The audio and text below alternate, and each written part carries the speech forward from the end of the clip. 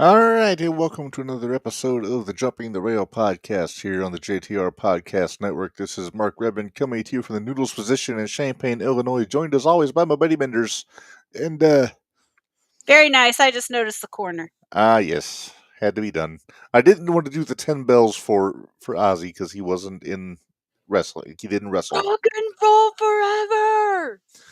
British Bulldogs forever! Yeah, Sorry. Yep, he was at WrestleMania 2, but I don't know that he knew it. Yeah, I'm not sure he did either. I don't think he did. No. You about kicked that cough in the I'm show. just about got it. It's just the occasional one pops back up. Hang on one second. And there goes one of the occasional ones that pops right back up. Go figure. It's right as we go on the show. That's great. I got this a little catch in my throat earlier, so that's the reason I didn't make popcorn. Good call. That would have had you hacking. All those damn holes getting caught in your throat. There we go. In the ass. I get it. Yes. All right. Well, Minderz, before we get started, because we got to talk some TNA stuff today, all kinds of good things like that. Sean, don't get ahead of me. And Headlines. Yep, we got to get into the headlines here. So let's get into it here. So.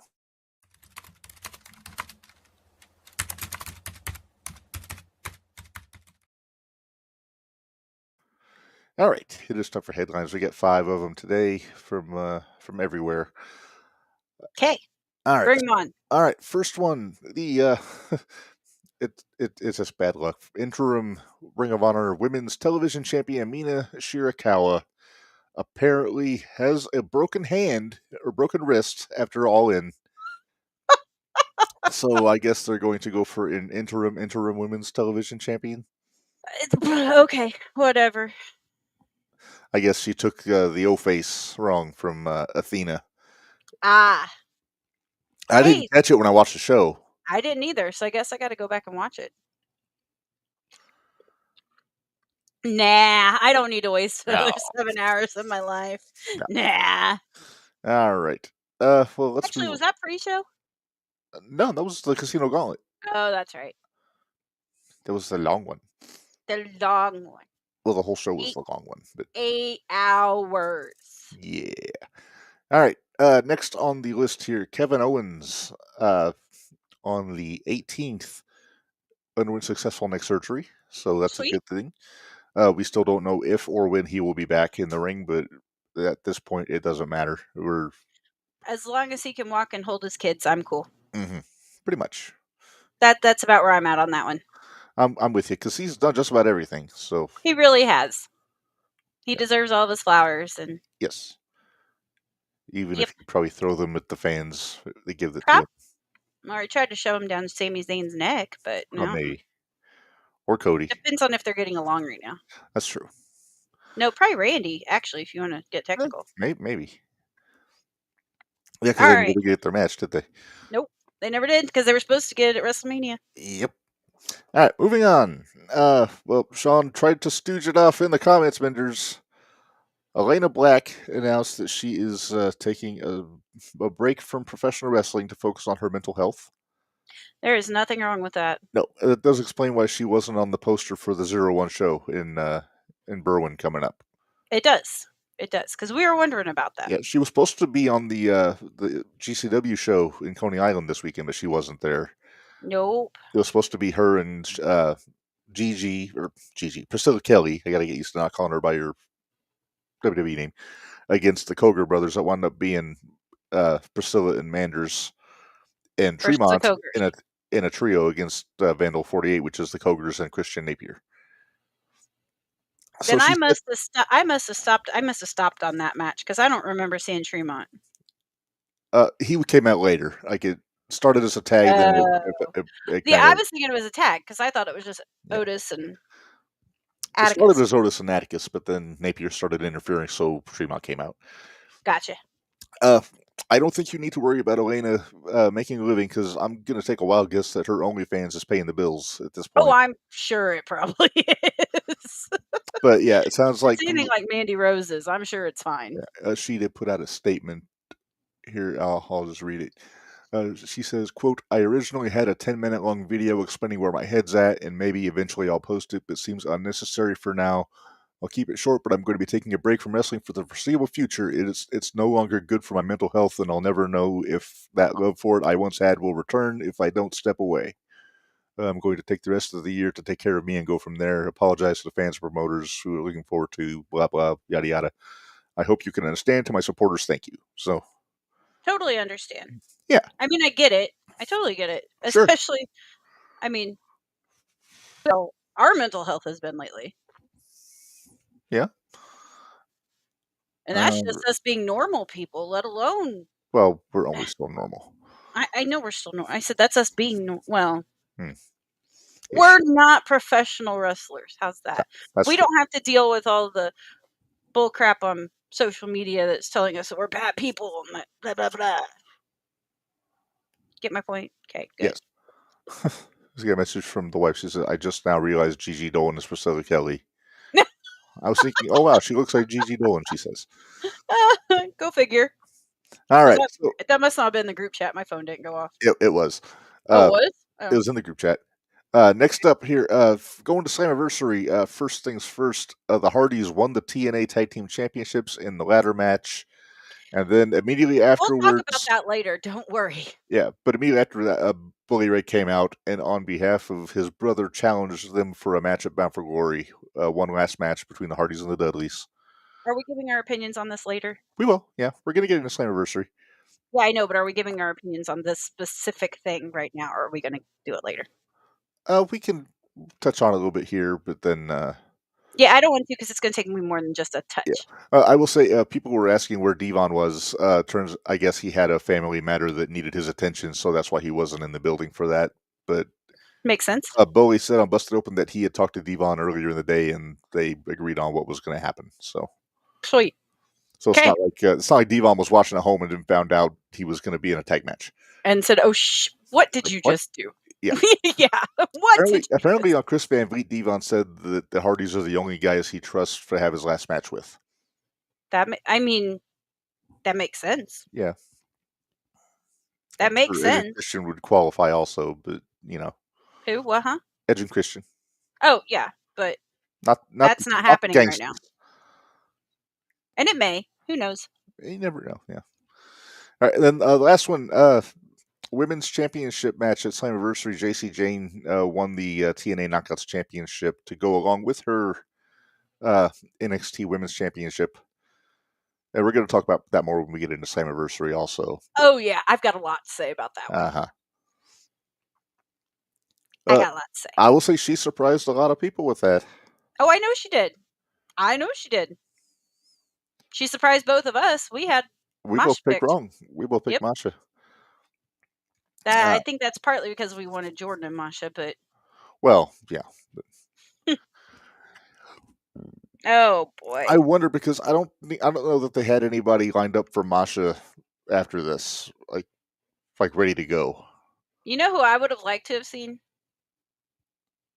Who? Maggie Lee. I'm sorry. Like Maggie Lee.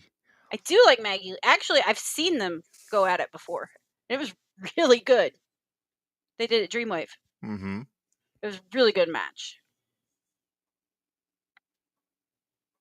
What are you doing? I'm fixing things. I go from one thing. You're mixing everything up. All right. Well, I'm just getting things ready for later.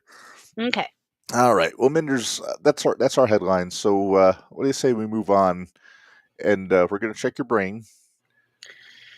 Okay. I think we both need it after the week we've had. I need to figure something out. Let's see if I can figure this out. All right. Well, here we go.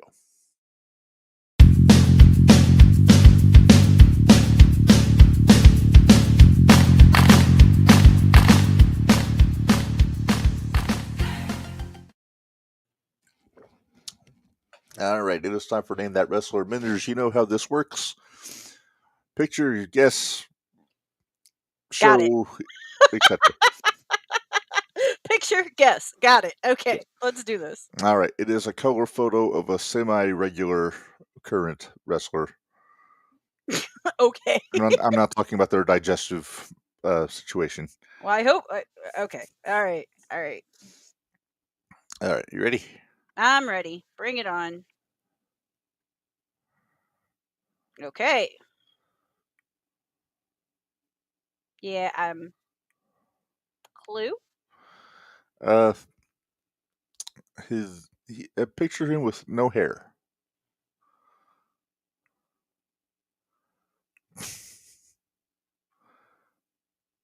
Yeah, that didn't help. All right, add a goatee to that.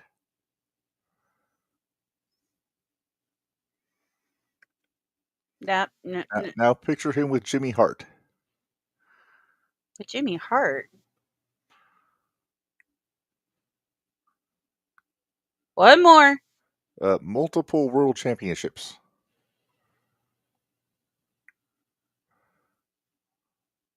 Wait. No. One more? Yeah. Really fucking big guy. There's no way. That isn't... Is that seriously the Giant? Holy shit. Alrighty then. That is, I'm guessing that's a 5th grade picture? Yeah, probably, at least. Yeah, he was a big boy. Yeah, a little bit. Yeah. Well, because you said that, and then Bam Bam came in my head. No, because Bam Bam's wouldn't have been color. No. And then you said really fucking big guy, and I was like, oh, and he wouldn't have been alive. So Right. The semi-regular current. Yeah, semi-regular. Yeah. I mean, we haven't seen Paul White since he got body slammed on a pallet from Hobbs in that friggin' video game match on Dynamite 2 years ago. That's true. That's true. But he is always on the pre-shows, and I think isn't he the commissioner of Ring of Honor? Maybe. Something like that. Something like that. I like that Paul. I do like Paul. All right. Well, Minderz, let's move on here. We got to do Hoots and Judy's. Man, we are just running through things this morning. We are. This is not going to be a long episode, I don't think. We're going to get... I hope not. I don't know. We'll see once we get to Slammiversary, because we'll see. We get a little winded sometimes when we find things we don't like. Mm-hmm. So, do we have to make picks at all this weekend? No. Next Tuesday, we will be making SummerSlam picks. Okay. And I'm assuming, are they doing an NXT show next weekend too? No, they won't, because it's 2 nights SummerSlam. So it's 2 nights SummerSlam. So, all right. Was Tony going to try to counter program? Probably. Check. I don't really care. Like I said, we discussed all that last week. Yeah. All right. Okay. Hoots. Good hoot. Would you like me to go first this time, Minderz? Yeah, because my hoot was kind of a flop, and and that's not a hint. No, I was between hoots, so I had to, and I actually did pick one. I didn't go hoots this week. Okay. I was going to go Leon Slater. Okay. Well, that's for winning the belt and getting the rub. For the youngest, yeah. For being the youngest, getting the rub from AJ. I get it. Right. And also because I actually created his finish on a video game like 20 years ago. Oh, did you? That Swanton 450 thing? Mm-hmm. I invented that, so nice. I got no thank yous from. Wow.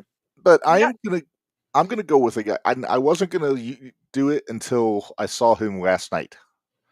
Okay. And I'm going to go with our TNA World Heavyweight Champion Trick Williams. His face when he found out he got Hoot of the Week. Yeah, I'm sure that was his face. I found out he got Hoot of the Week. Number one, very crafty how he retained his championship on Sunday. Yes. With feigning the injury and everything.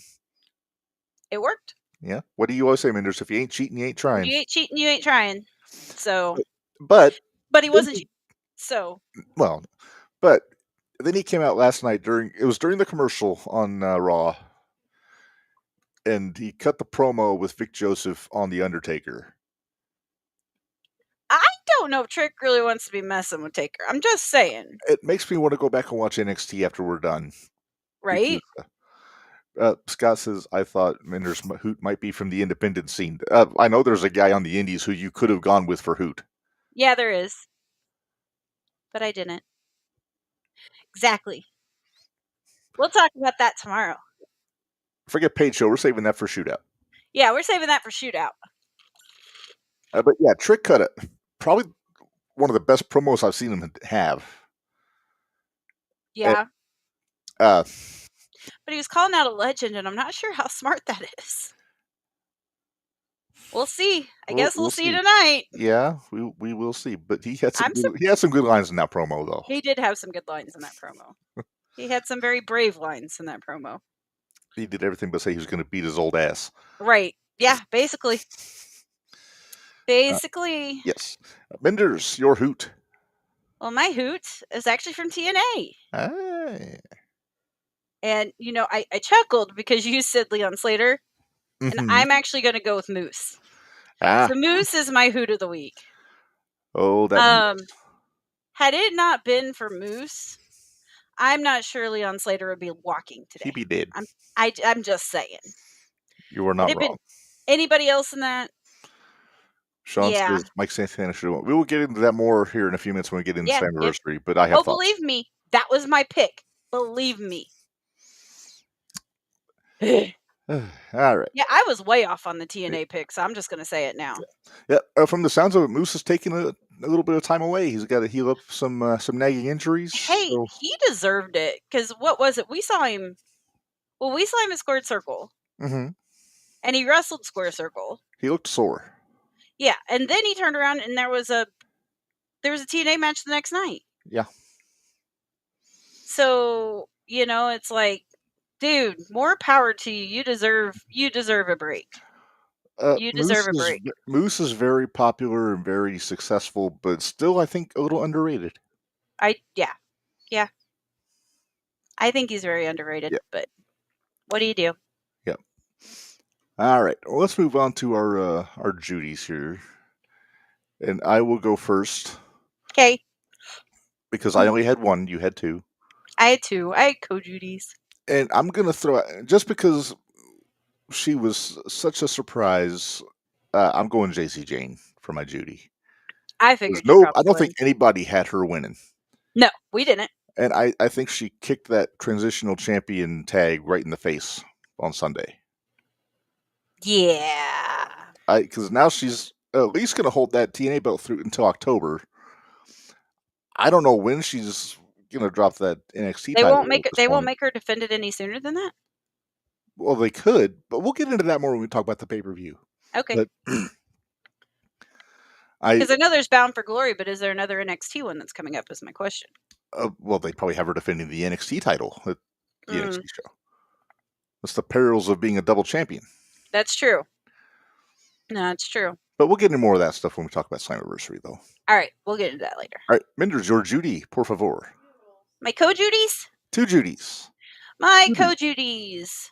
And I'm giving it to Io Sky and Stephanie Vaquer for last night, because that match that they were having. Until it was defiled by the Secret Hervis. Yeah, until the Secret Hervis came out. Heatwave is in August. Okay. But like I said, I would imagine they'll have either a Fatal Influence match or JC defending the NXT title. We'll talk about it later, because I have thoughts. Well, back to this match though. This match, because this match last night was so good. This is a match equivalent of teasing us with a good time, because this could happen at Clash of Paris. Could. If Io wins at SummerSlam, it's going to be these two in Paris, which would be great. Yes. But I don't think they're going to take the belt off Naomi. But that's just me. We'll get into that next week when we talk about SummerSlam. Yeah. But we've seen two matches between these two, and still no clear winner. No clear winner, which I love, because I don't love, because I wish there was a clear winner, so we would have like a 3 or whatever. But that match last night was so good until the Hervis came out. Yeah. Yes. And then, but I did enjoy. One thing I enjoy in wrestling is seeing somebody that can take a good ass kicking. Mm-hmm. Chelsea Green. That poor girl. That poor girl. She took that ass kicking like a champ, didn't she? She did. She did take the ass kicking like a champ. And Naomi, I'm digging Naomi's character right now. She's such a shit stirrer. After my own heart. It's a little nuts too, which is always fun. That's still me. What are you talking about? That's true. I mean, we didn't start a chant this past weekend. What are you talking about? We didn't annoy Davey Vega to no end on Saturday. I say we. I didn't. I behaved, but he hates me. Yeah, he is not a Minderz guy. He is not a Minderz guy. We'll talk about that tomorrow. Uh-huh. Hang on. What is she doing?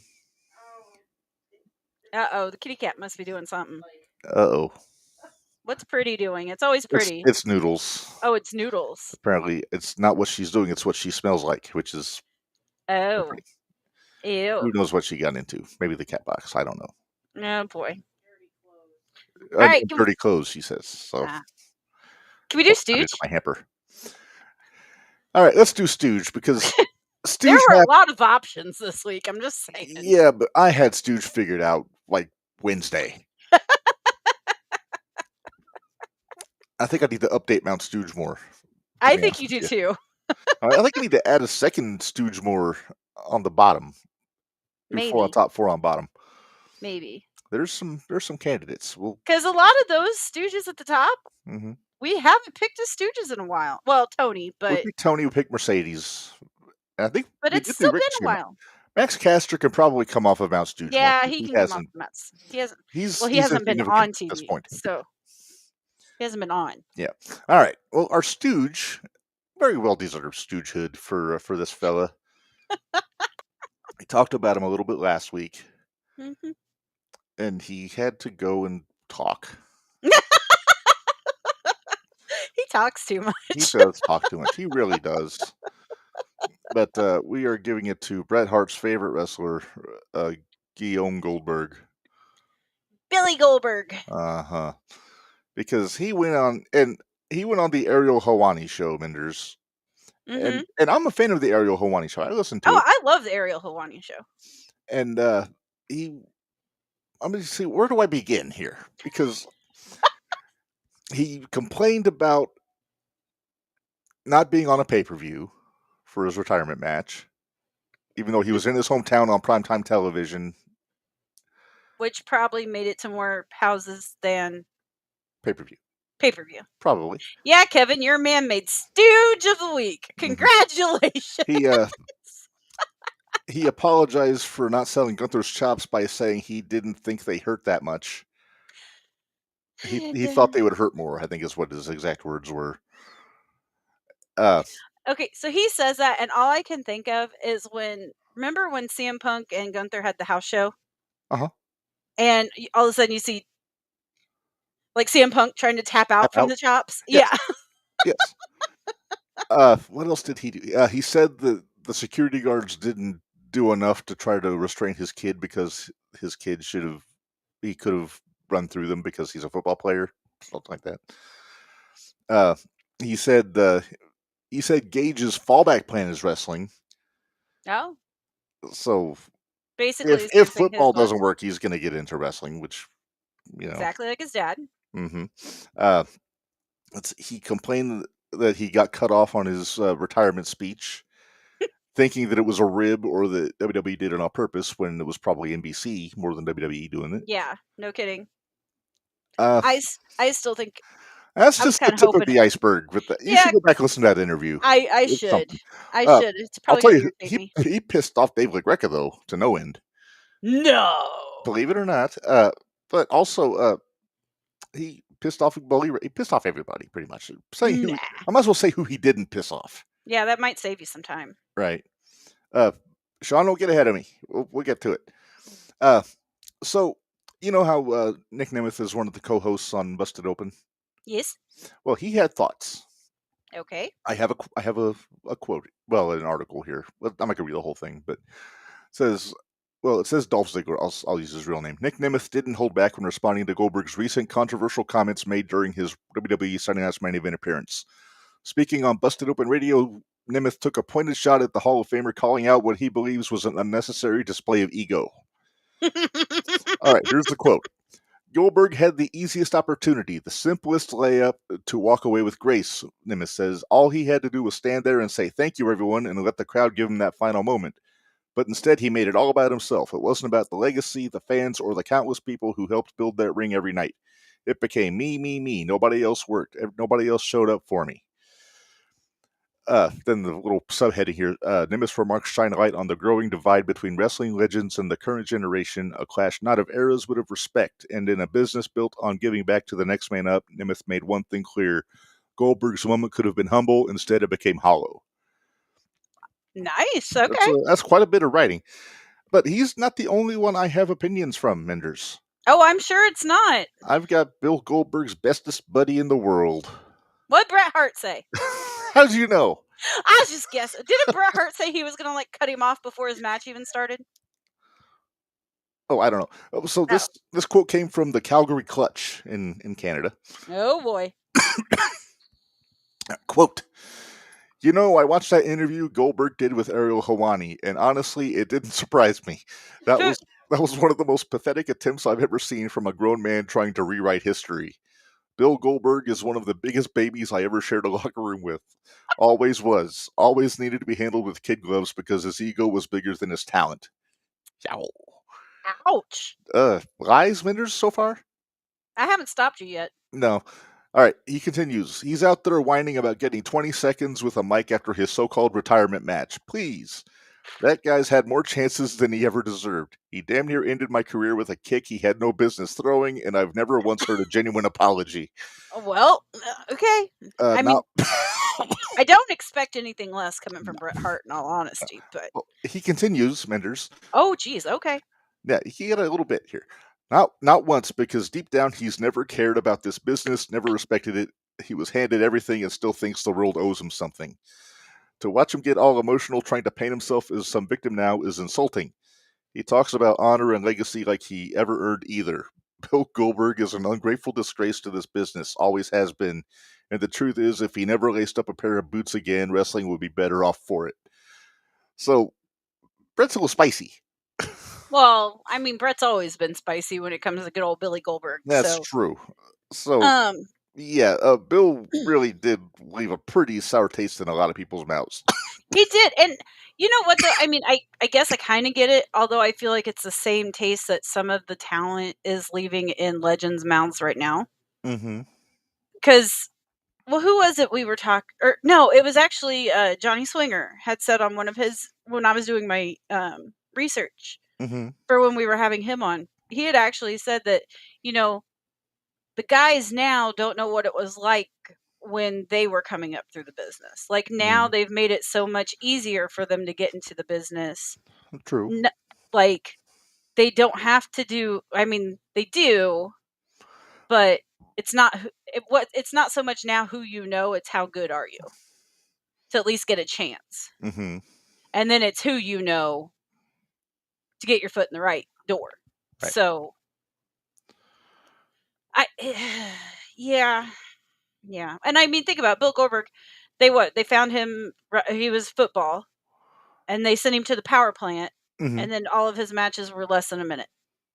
Except for Regal. Except for like the big main event matches like Hogan and Nash, and Regal stretched him. Saturn almost beat him.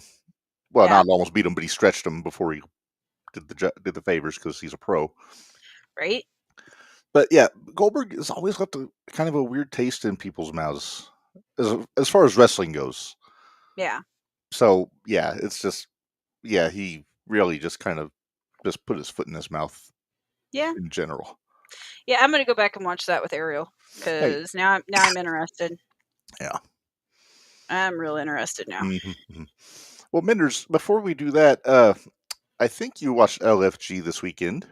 I watched it this morning, but yes, I did watch. Well, you watched this weekend's LFG. Yes, I did. It was entitled "Size Matters." Does it? It does. That's Sam Stackhouse's tag team with Eric Smalls. I know. So AKA it's the David versus Goliath story being told in the ring, as what the Size Matters is about. Knowing how to work for your size, whether you're big. So did they basically just put the biggest guys in the ring with the smallest guys? They didn't. Oh, you might actually be surprised at this little grouping they had. Well, hi, Peak. So of course, Taker walked up next to Shawn. David and Goliath story. Mm-hmm. So they were talking about WrestleMania 25, and remember how last week I said that BJ was becoming a little bit more tolerable? I'm guessing your opinion has changed. Oh yeah. went to punch him in his face. He said he didn't think that the Taker and Shawn Michaels match at WrestleMania 25 was very special. You want to punch him yet? A slap, I think, would be no, sufficient. Punch. Where's that kid that punched Connor? I need that kid. Right in the chest cavity. Yeah, I need that kid. We almost nominated Connor versus Children for Shooting Feud of the Year. Right? So anyway, yeah, so BJ pissed me off. But Chris Island was saying just how great of a match that was. He said he's watched it probably 20 times in the last 6 months, just trying to follow the psychology of all of it. Mm-hmm. So first matchup was Anthony Luke versus Elijah Holyfield. Oh, that's two of your favorites. I like Elijah. I can't stand Anthony Luke. I like Elijah. I know. I was about ready to punch you in the face. Boop. Anyway, so Anthony Luke did his Anthony Luke shit that I'm tired of already. But Elijah was actually working as the smaller guy just because he's shorter than Anthony Luke. But since he's still built, they didn't know how well him being the quote-unquote David was going to be. But it actually went over really well. Elijah selling effectively? Very, very much so. Elijah really fought from underneath, really, you could tell he was struggling and then was able to work his way back out, blah, blah, blah, blah, blah. Nice. Elijah ended up winning. Cool. That match, so that worked out okay. Shut up, Kevin. Next was, right? Isn't that what Sean said when he threw a jar of piss in Vince's face? I think so. Next match was P Nasty. I can picture Stacy in the background here saying, "What?" So P Nasty versus Danny. There's what you were thinking was gonna be. The biggest person with the smallest person. P Nasty actually tapped out to Danny. Now, which one's the tall one? P Nasty is the Samoan girl. I thought that was Bailey Humphries. No, she's not Samoan. Oh. Bailey's the one who used to be the cheerleader and the powerlifter. She's the one that does Shane Mercer's finish. Yes. Yeah. Yes, she's the one that does Mercer's finish. P Nasty versus Danny. P Nasty's on McCool's team this year. She was the one that went first. First girl that went. Danny's on Take's team now, but Danny ended up tapping her out with the Gates of Agony? Hell's Gate. Hell's Gate. Is she the one that asked Taker for permission to use that last year? Danny is. Yes, Danny is. Because it was Michelle that actually suggested she used it, and then she had to go ask Taker. Yeah, I'm glad she asked Taker, because that shows maturity. I am too. That shows a lot of maturity. EJ Ray wouldn't have asked. Hell no. No. So that was that match. Then we had Drake Monroe versus Chris Island. Which, now you got to start being careful because Drake Monroe sounds a lot like Blake Monroe. I'm sorry. just heads up. There's not a lot of. I can't change his name. No, but you can enunciate. Just how about Drake? Drake, yeah. Drake versus Chris Island. Am I picking on you too much? No, I'm okay. Drake, of course, is 6'7". Yeah, see. Chris Island is 5'10". It actually was a good match, but Drake ended up winning. I love his new heel persona. He's not the Bayou Boy anymore. Like, he went to throw the beads and he wiped them on his butt before he did, and yeah, I'm kind of liking this new character from Drake. Right? Applause, yes. Applause. Speaking of heels from LFG, did you see that, what's his name is wrestling Ricky Saints? What's his name? The big guy with the chain. Whose name Jasper is Troy? Yes, thank you. No, I did not, but I will watch that. You know what? Kevin, stop it. Final match, the main event last night was Bailey Humphries versus Summer Sorrell.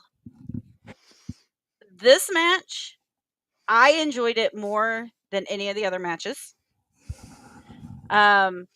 Summer is very good. She's kind of the party girl or whatever. Or no, she's got kind of a Danny vibe to her. Like she's very happy, go lucky. Xena before Xena became the oxymoron. Gotcha. Okay. Bailey Humphries, of course, is the monster with the claw to the head. Yada yada yada.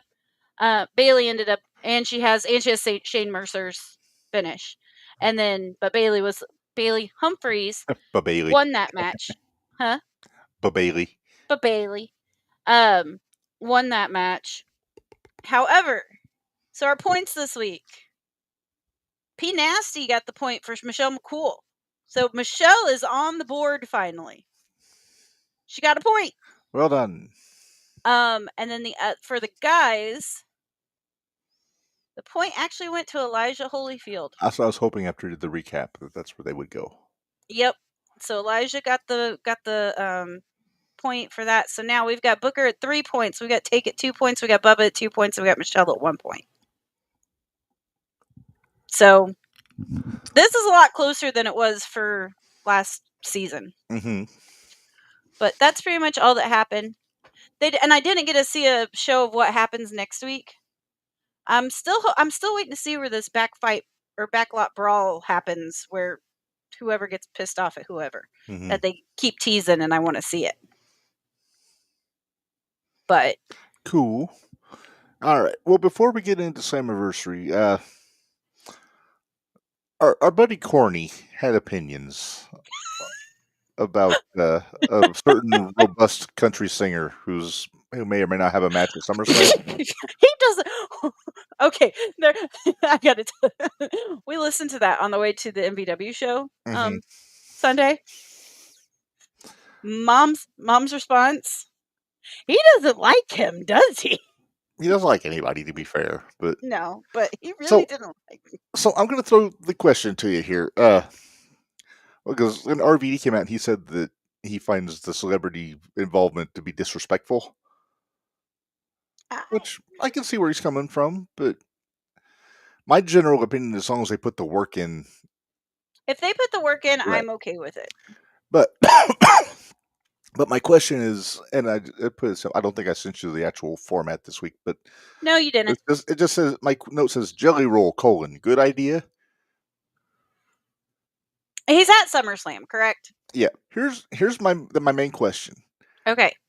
Is this the right spot for Jelly Roll to be in a match against Logan Paul and Drew McIntyre, or should they have tried to? This would have been something that would have worked well if, say, like Robert Stone was a manager on SmackDown. And it was like Drew and him against Jelly and Orton. You know what I mean? Yeah, I'm not sure it's quite fair because, I mean, I get that they're looking at Logan Paul and Jelly Roll and then Orton and McIntyre. But you can't look but at I don't Logan think Paul it's fair. Like celebrities, because Logan's an athlete and he had the U.S. title, for Pete's sake. Right. So you can't look at it the same way. Yeah, I think they're hoping that they're going to get Bad Bunny energy from Jelly Roll. And they may. They may. They may. Jelly doesn't quite have the athletic. You don't know that. We don't know what he's been up to because he's been training. He has been training, and I'm hoping that we get a good match out of him. And I don't think he can throw a chokeslam. Well, I don't think Randy's going to let him look bad, and I honestly don't think Drew's going to make him look bad either. No, Logan, I could see trying to I could see him being a prick and making him look bad. However, the other ones in that match, I think, are going to protect him. Mm-hmm. So I am curious how it's going to go, but I'm cautiously optimistic that they're going to have a good showing there. I can handle being cautiously optimistic. Yeah. That's kind of my resting state these days for most things. Yeah, we'll see how well that worked out for you here in a little bit. Yeah. All right. Well, let's talk what we saw last night, Minderz, Monday Night Raw. Oh, okay. I didn't hear everything, but I saw everything. So we got Punk and Gunther in the ring. I think Gunther had the better promo in that segment. I do too. I will agree with you. Mm-hmm. His delivery is so good.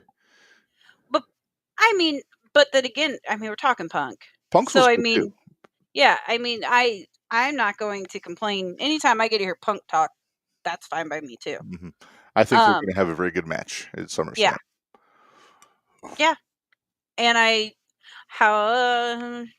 okay, that's next week. I have my thoughts about that.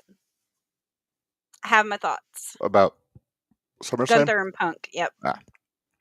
Save it for next week. I will. I'm trying. Trying really hard. Can I repeat what I said in the group chat yesterday? Sure. Michael Cole's a fucking insufferable hack. I thought he was over I thought he was past this. He was getting on my nerves last night. He was really getting on my nerves last night. He's making us commentators look bad. Yep. Thank God for Corey Graves. Right? I like listening to Corey. Yeah.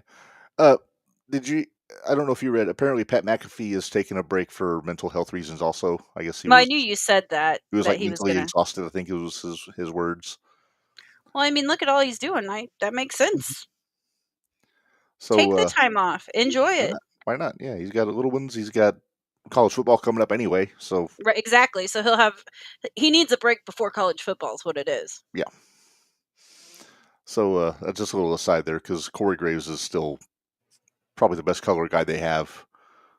Corey or Wade, I'll take either one of them. Not Booker. Moving on. All right. I'm not sure what you want me to say because yeah, I know. Booker sometimes is an inseparable hack too. Just saying. Yeah. So I did not know that we were supposed to get Lyra and Bailey teaming up last night. I don't think Lyra did either. No, it seemed kind of random. What do you think of Becky coming out in the red and yellow all the time now? Yeah, I'm not sure how I feel about that. She's trolling the trolls. She is. It's. Not a big fan. Not a big fan.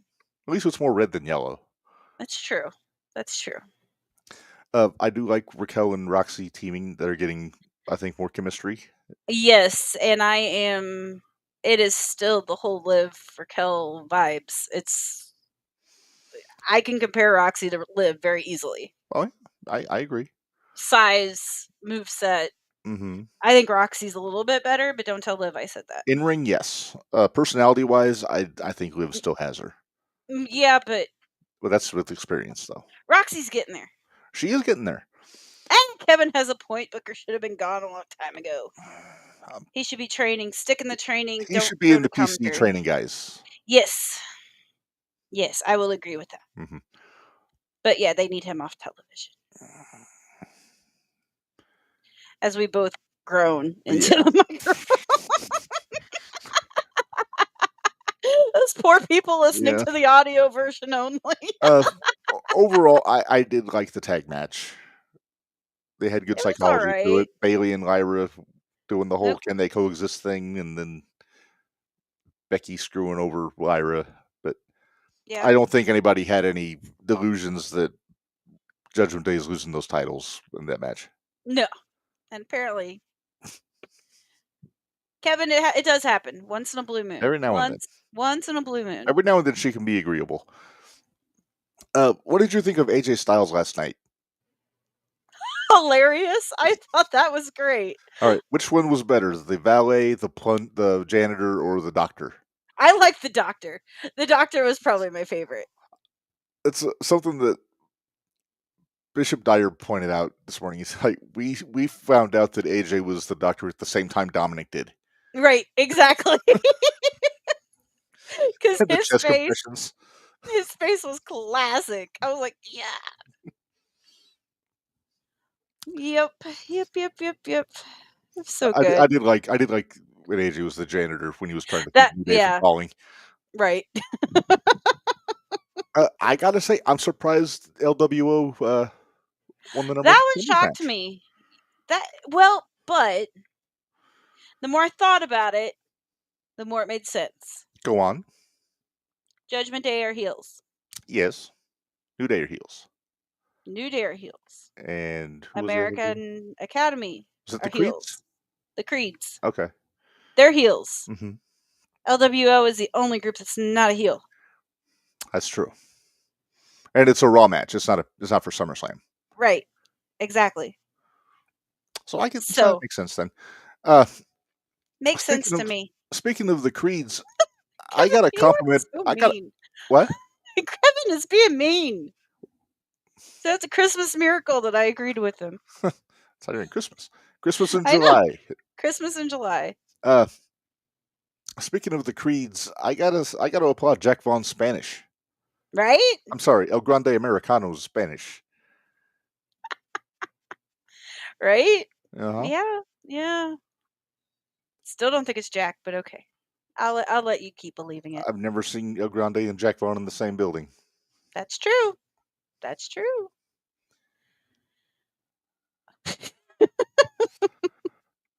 I'm just saying.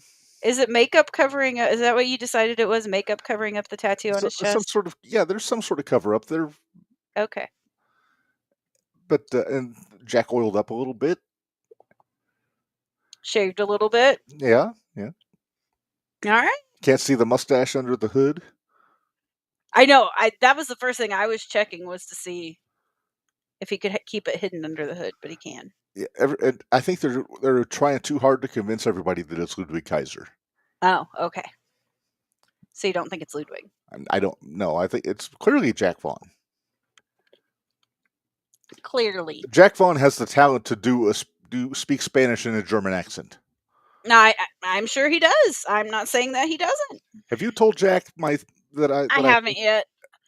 He had some. I catch him at the expo next year. I'm gonna try to get a gotcha interview with him and say he had some issues going on this week. So yes, he did, and our well wishes to Jack. Well wishes to him. I'm glad everything turned out okay. But I'm also gonna say that explains the mask. It does explain the mask. Okay. I'm just saying. What else happened on Raw last night, Minderz? Well, Dom got cleared, so we got our Dom got cleared, and he took out AJ from behind with the belt. Mm-hmm. Do you think the medical fellow was setting AJ up, or was he just a pawn? He was just a pawn. I enjoyed Adam Pearce putting on his daddy voice with Dom. Right. The other thing was funny was I think it was Corey. This is some of the commentary I heard, that Corey said something about, well, how do you think Liv felt about that Coldplay video of Roxy and Dom? And I was like, oh, that's great. That's great. Then, of course, we had EO and Stephanie. Of course, yeah. Marvelous. And everybody under the sun from the women's division came out. Yeah. Sheamus and Rusev had a rematch. Oh, that was so good. Not quite as good as last week's. No, not quite as good, but it was still really good. I still enjoy the house fight. I love watching them. And I'm wondering, are we going to get the payoff at SummerSlam, since they're 1-1 right now? 1-1 right now. We might. Do like a Donnybrook match or something. Give it a stipulation. Great, another stipulation match. Yippee! Well, they haven't announced very many stipulation matches for SummerSlam. Just that street fight. Sean, hold on, I'll put it up. That's a lot of words there. Yeah. So who takes the title from Dom? And Liv needs to dump Dom when she comes back. I'm pretty sure that's where we're heading. Yeah. But I have my theory on who takes the belt from Dom. Do you? I do. Do you care to share, or do you want to wait? I kind of want to wait, because I don't want to show my hand, because it's going to be a while. Okay. I'll just say it's not. I don't think it's going to be AJ. I don't think it's going to be AJ either. And then Liv needs to dump Dom when she comes back. That's going to happen. It's going to happen. It's going to happen. I think Liv comes back as a babyface. Yep, I think she has to. But I don't think it. But I don't know about this. I'm stumbling on my words because I'm trying to think of the most articulate way to put this.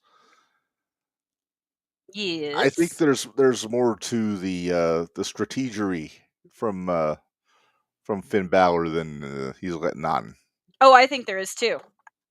So I'm just going to leave that where it is, and then I'll expunge more as it gets closer. As it gets closer. Let's see. What the Paul Heyman Roman Reigns main event segment? I still like Braun on the microphone. I still like Breaker on the microphone. It seems like maybe they're gonna maybe push Braun a little more now that Seth is out. If Seth's actually out, I don't think he's faking this. Hey, even Corny, if you listen, even Corny made the suggestion that maybe it's a work.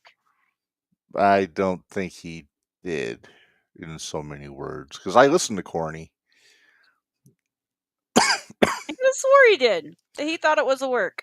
No, he said he thinks it's legit, but but he thought it was it's not his ACL. He thought it was something. He thought it was PCL. PCL.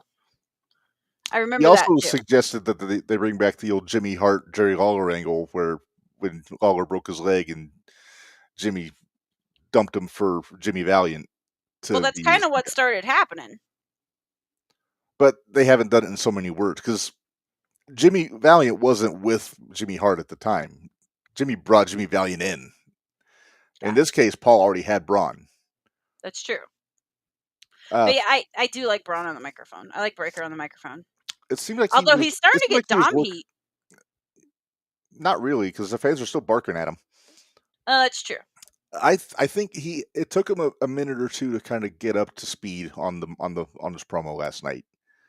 Yeah. Now my wife said that she thought he sounded whiny. I didn't hear whiny, but I didn't hear full Braun for a couple minutes. No. It sounded took him a minute. It took him a minute. I liked how Bronson kept having to restrain him. Yeah. Every time every time Roman called Paul a dumbass, Braun tried to step to him. Well, and Roman always go, "Take it easy, kid. Take it easy, kid." And I was like, "Oh, don't keep calling him kid." Did you see where Braun said, "I'm going to rip your head off"? Sure did.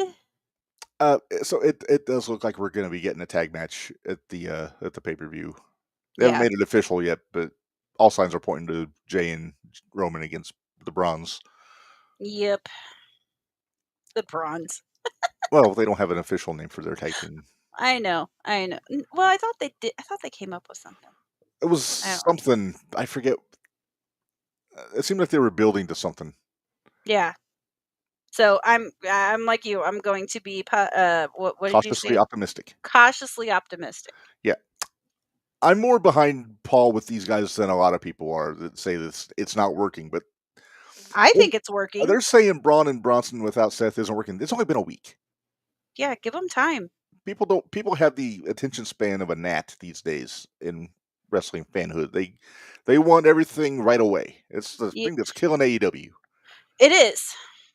It is. They don't want the slow burn. They don't want the build, and that's what I like. Me too. That's the fun of wrestling is the build.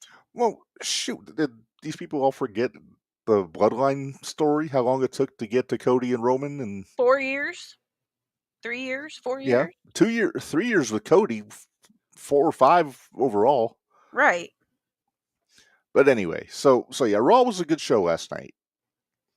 It was. Yeah, I'm looking forward to watching NXT tomorrow. Tonight, there, kid. Yeah, but I can't watch it tonight. TNA star ever win an NXT belt? We will get there. We will get there. Hang on. We will get there. I thought Masha had the best chance of anybody so far. Yeah. But yeah, there's more options. There are. Yeah. All right. So that was Raw. What do you say we pay some bills and then we'll get into Slammiversary? Do we want to do that, or do we want to run through the stars first? Oh, yes, we can do that. Run Uncle through the stars, then pay the bills, then go to Slammiversary. Yeah. All right. So Uncle Dave put out his star ratings for All In, and we have thoughts. We have lots of thoughts. Did you keep track of how many sugars and Lithgows we gave the matches? I did not. I did not. Okay. Well, I'll rephrase. Did you think anything on All In was worthy of 5 stars? No. No. I didn't give any of them a 1 star. Do you remember? Sean, we saw your question. We will get to it. We promise. I could be a smartass to say I'm choosing to ignore him, but I didn't see what he put up just now because I'm blocked by the star ratings that I have. Well, here, do you want me to put it up there now? Can you see it? Oh, I see. Yep. We'll get there, Sean. We'll get we there. promise. It's like he's nervous that we're going to forget things. We do forget things. We do forget things. That's true. That's true. All right. So anyway, back to this here. So Dave Meltzer's star ratings for All In, and we'll start from the main event and work our way down. Hangman and Moxley, Texas Death Match. Do you want to take a guess at what this one got, Minderz? This isn't quite fair. Well, I'm banking on the idea that you've forgotten most of this. Well, I have forgotten most of it, but I remember this one was like stupidly high. I know we gave it like. I think we gave it. I think I gave it 3 Lithgos. I think I gave it 4 sugars. Mm-hmm. Which, if you figure that in, that's 2 stars. That's 2 stars for me, and 3 stars from Reb. Right. And 5.5. What the fuck? Sorry. Sorry. And what did I tell you in the message? I said there weren't even 5.5 stars in the match. No, there was 12. But you're throwing that word star around somewhat loosely in that respect, Minderz. Very, very loosely. Very loosely. Yeah. All right. What's the next one? All right. Okada and Omega. Yeah, I think we gave this one 3, maybe, each. 3 or 4. I did say that this was not anywhere near the level of the matches they had in Japan. Right. Which we didn't expect. We didn't expect it. They're hurt. They're a little more sore. They're a little older. They're old. Old. I mean, Katie's still younger than me, I think. Yeah, I know they're still younger than us, but we don't need to be saying that. That's all right. We're wizened by time, Minderz. That's it. We're like fine wine. We age gracefully. Mm-hmm. Okada Omega 5. Whoa. What? Sean just said Meltzer is a tough critic. When he wants to be. Not when it's AEW. No. So obviously we didn't Meltzer think has very agendas. highly. We didn't think very highly of this match. This is one I was cautiously optimistic. We were hoping it would at least be decent. And I'm not going to say it was terrible. It was decent. It wasn't necessarily a bad match. It wasn't fantastic. Right. It wasn't. How many stars did he give it? He gave this match 4 3/4 stars. Yeah, it's not. Which for Dave is kind of middle of the road if you think about it. That kind of is. But still, because what's Dave's star rating now? Is it 7? Is the best now? I don't think he's gone to 8 yet. Okay. I think he's still at 7. So we're still at 7. Okay. So 5.5 is pretty high on his scale. 4 3/4 is kind of in the middle. Yeah, it was in the middle for us. Yeah. All right. Toni Storm and Mercedes Moné. And before we get into this, I got to say, I've never heard Jim Cornette more diplomatic than when he said that Tony came up with an interesting counter to the Tombstone. Right? I started laughing. The thing is that, like I said, I was listening to this in the car, and Mom was with me, and Mom was like, "What is he?" Spot? No, she hasn't. So she didn't know, and I still haven't told her. So yeah, it was definitely an interesting. Yeah, Tony went all Cookie Monster on Mercedes visitive areas. Yeah. Cookie. Yeah. Cookie. Well, anyway, back to this. Anyway, yeah. So we both agreed that this was probably Mercedes' best match she's had in AEW, which is kind of a low bar to set. Yeah. At least Tony didn't bleed all over the place. She did bust her nose, but she wasn't like a... But it was hard way. It was hard way. So, Minderz, take a guess. How many stars did this match get? If I remember, I think we gave this 3, because we said it wasn't a bad match, and it probably was the most entertaining women's match that was on the card. Okay, yeah. I think you're right. So I think we did give it 3. Okay. Well, Dave gave it also 4 3/4 stars. So the same rating as Okada and Omega. Okay. I think this match might have been better than Okada and Omega, to be honest with you. Okay. So I would have put... This is how I'm going to counter that. I think entertainment-wise, yes, Tony and Mercedes was better. Agreed. Pace-wise, I think it was better. Right. Yeah, because A good little slow lord, paced that in that. Okada mega match. I never thought it was going to end. I Do you actually realize did dishes during that match, and I listened to the commentary. the last 2 matches on that AEW or that AEW card was an hour and a half? Yeah, The and last if you 2. take the last 3, that was about 3 hours. 2:15. Yeah. It seemed like it should have been what would have been what used to be regular pay-per-view matches. I feel like Tony needs to think about 2-night pay-per-views like Triple H is doing for the big shows, like All In. Careful, we're going to end up with like a 4-night show just because, and then he's still going to go 8 hours each day. Well, cocaine's a hell of a drug, Minderz. It is. It's a hell of a drug. It'll keep you up all night. All right, 3-way tag match: Hurt Syndicate, Speedball and Knight, and Christian and Nick Wayne. We didn't think too highly of this one. No, we didn't. Could have been better. Yeah, I'm thinking this one was. I was thinking I gave it 4, maybe. So you gave it the equivalent of 2 sugars. No, I gave it the equivalent of 4 sugars. So that'd be a 2-star match. So 2-star. Yeah, I think I gave it what? 2. I think you might have gave it 2.5. I think it was 3.5.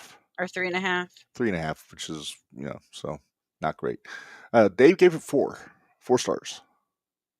It's still middle of the road, kind of, and not a high middle of the road. But the Star Search fan of me still thinks of 4 stars is excellent. Right, I know. In our head, it's good. Mm-hmm. All right, a women's casino gauntlet match. I think we gave this one. I think I gave it either 3.5 or 4 Lithgos. Yeah, because we didn't think it was great, but it was fine for what it was. It was fine for what it was. We got the right result. Right. So, okay, what did he give it? He gave it 4 stars. Okay. So for the most part, he does not want to get down into that subpar territory with this. He does not. He doesn't. He's trying like hell not to get down under 2 stars. I'm getting there. Okay. Are you saving that match for last? No, because that's the one I do remember because it pissed me off. I'm doing this in order as it looks on the list I got. Okay. But next up is Swerve and Ospreay against the Bucks. That was actually, I think I did 2 or 3 stars. I think I did 2.5 on this. Yeah, because it was one of the better matches on the card. Was it a 5.5 star match though? Fuck no. Is that what he gave it? 5.5 stars? 5.5 stars, but it's the Bucks, so of course he's gonna give it. Of course he is, because you have to add 2. You got to add 2 stars just because it's the Bucks. I don't know what rating he would have given the boat ride to the ring. Oh, I don't. That would have got 5 sugars from me. I'm just saying. All right, now we get to the 4-way match for the TNT title: Dustin Rhodes, Sammy Guevara, Daniel Garcia, Kyle Fletcher. In my opinion, one of the better matches on the card. We agreed this was like top 2 matches on this card. Yep. I think we both gave it like what? I think we both gave it 2. 2? Yeah. I didn't give 1 sugar to anybody. Okay, the 2 was our bar. Yep. Which would be like a 4-star match. Yeah. Dave gave this 3 stars. This is the lowest rated match on the card from Dave. Of course it is. Because what does he have against Dustin? Because shit, I think even just for sentimental value, that deserved 3, if more than 3 stars. I think he's looking at this more just for the work rate. You're not looking at the psychology. You're not looking at the. Maybe that's why his star rating always pissed me off. I mean, I'm not a fan of the guy, but he will not give Hogan the time of day on any of those old shows. Well, even when he was the main event and big crowds and everything, he would just bury Hogan incessantly. Well, he knew something we didn't know, but I guess so. I was never a big Hogan fan anyway, but anyway, that never really bothered me, but just an observation. I also didn't really care for Flair, I don't think. Ooh, sorry. I think 5.5 is about what he gave Guerrero and Mysterio from Halloween Havoc. How many? It was either 5 or 5.5.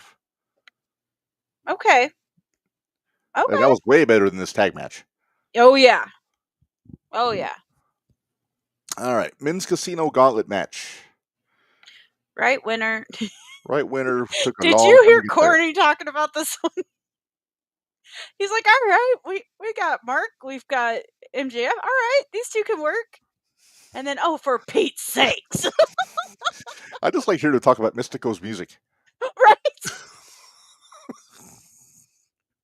Oh, so fun. If you get a chance, go back and listen to Cordy talk about All In, because it was funny. Specifically his All In review. Yeah, you don't have to specifically his listen to All In the whole review. episode. Don't Just listen to the whole thing, but well, do, but don't. do, You don't have to. If you want to just hear the All In review, it is Quite humorous. It is quite Well, entertaining. Yeah. Well, Uncle Dave gave this 4 stars, so the same as the women. I still would have given. I think I gave it 3. Yeah. Oh. Are we announcing that, or are we going to leave it there? What? I can't show you until you see. Oh. You gotta look in the comments.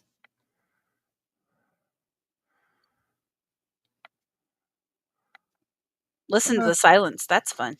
Oh, yeah, yeah. Yeah, we can throw this up.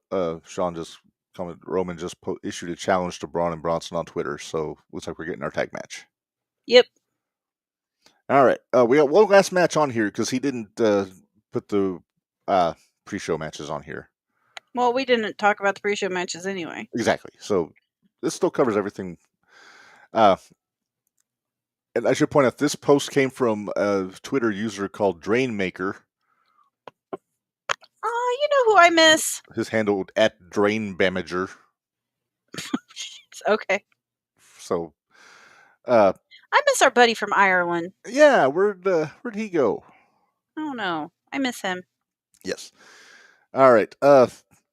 So the other match they have, Ops and Death Riders trios match. We didn't care about this match. No, Dave didn't particularly care for it much either. He gave it 3 3/4 stars. I think that's still more than we gave it. Yeah. Well, anyway, Drainmaker finishes his post with this: 2 matches rated 5 stars, 7 matches with 4 stars or more. This show rocked.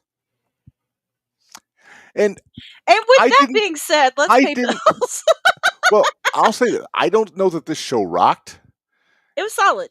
It was solid. It wasn't the best pay-per-view they've ever had, but the crowd was great. Yeah, the crowd was into it. And I'm not sure how they did for 8 hours, but they did. I don't know. But who knows how drunk they were. That's it is Texas. True too. It is Texas. And they probably had some of those garage beers.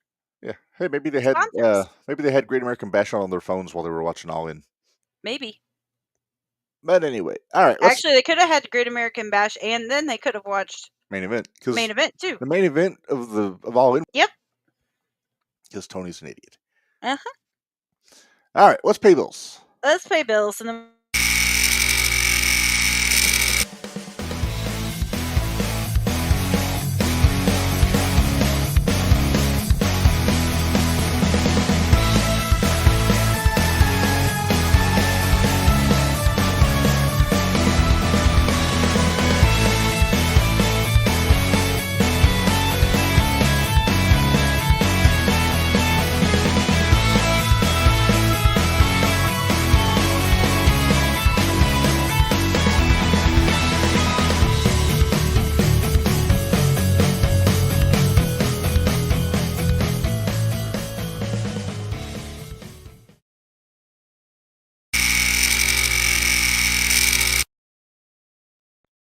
All right, we're back. And you missed my giant cough. That's good. I'm glad we didn't. Well, that's all right. You cut me off, so you cut me off like they did. Happy. Like they did Billy Goldberg. It's always good when we'll take a drink at the same time on an audio podcast. Right. All right, let's get into Slammiversary. I think we're getting this figured out. You would think. You would think eventually we might figure it out, but apparently not. Yeah. Did you just shine up your head? I used my nifty Pro Wrestling Epic towel. It's sideways. Now it's upside down. Keep going. You'll get there eventually. There, now it's right. Yay! Now it's right side up. I bought a PWE burger towel. What? I should have got one of those. Barry got a free one because he bought the Mr. T Funko Pop. That's okay. He can have the free win because I got to get a poster put up before tomorrow night. Mm-hmm. Also, I did get a prize, I'm a though. wiener. As you know, I had a cavity in my Funko display from when I gave Narge his Bill Murray Funko. So I fixed that. Look at you. Ravishing Rick Rude. I'm surprised. You're not usually into Funkos. I'm not, but it's just the space was killing me that I didn't have something there. Because I stack them up. I got the New World Order one with the Hogan, Hall, and Nash. And then I had Dusty and Bill Murray on top of it, and that was nice and square. Then Bill Murray went away, so I had to get something to make it square again. Gotcha. Barry, hold on. So Barry said he got one too for the towel. And then he asked, how is our poster doing, Mender? It's a fine piece of memorabilia.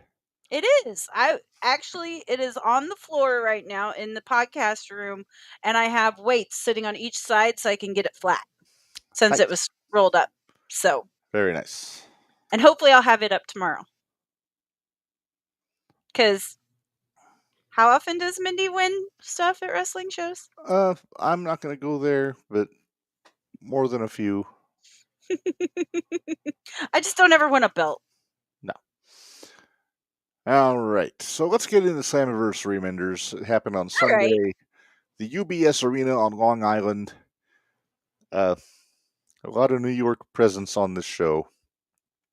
But we'll just start from the pre-show, which I did not watch the pre-show. I didn't either.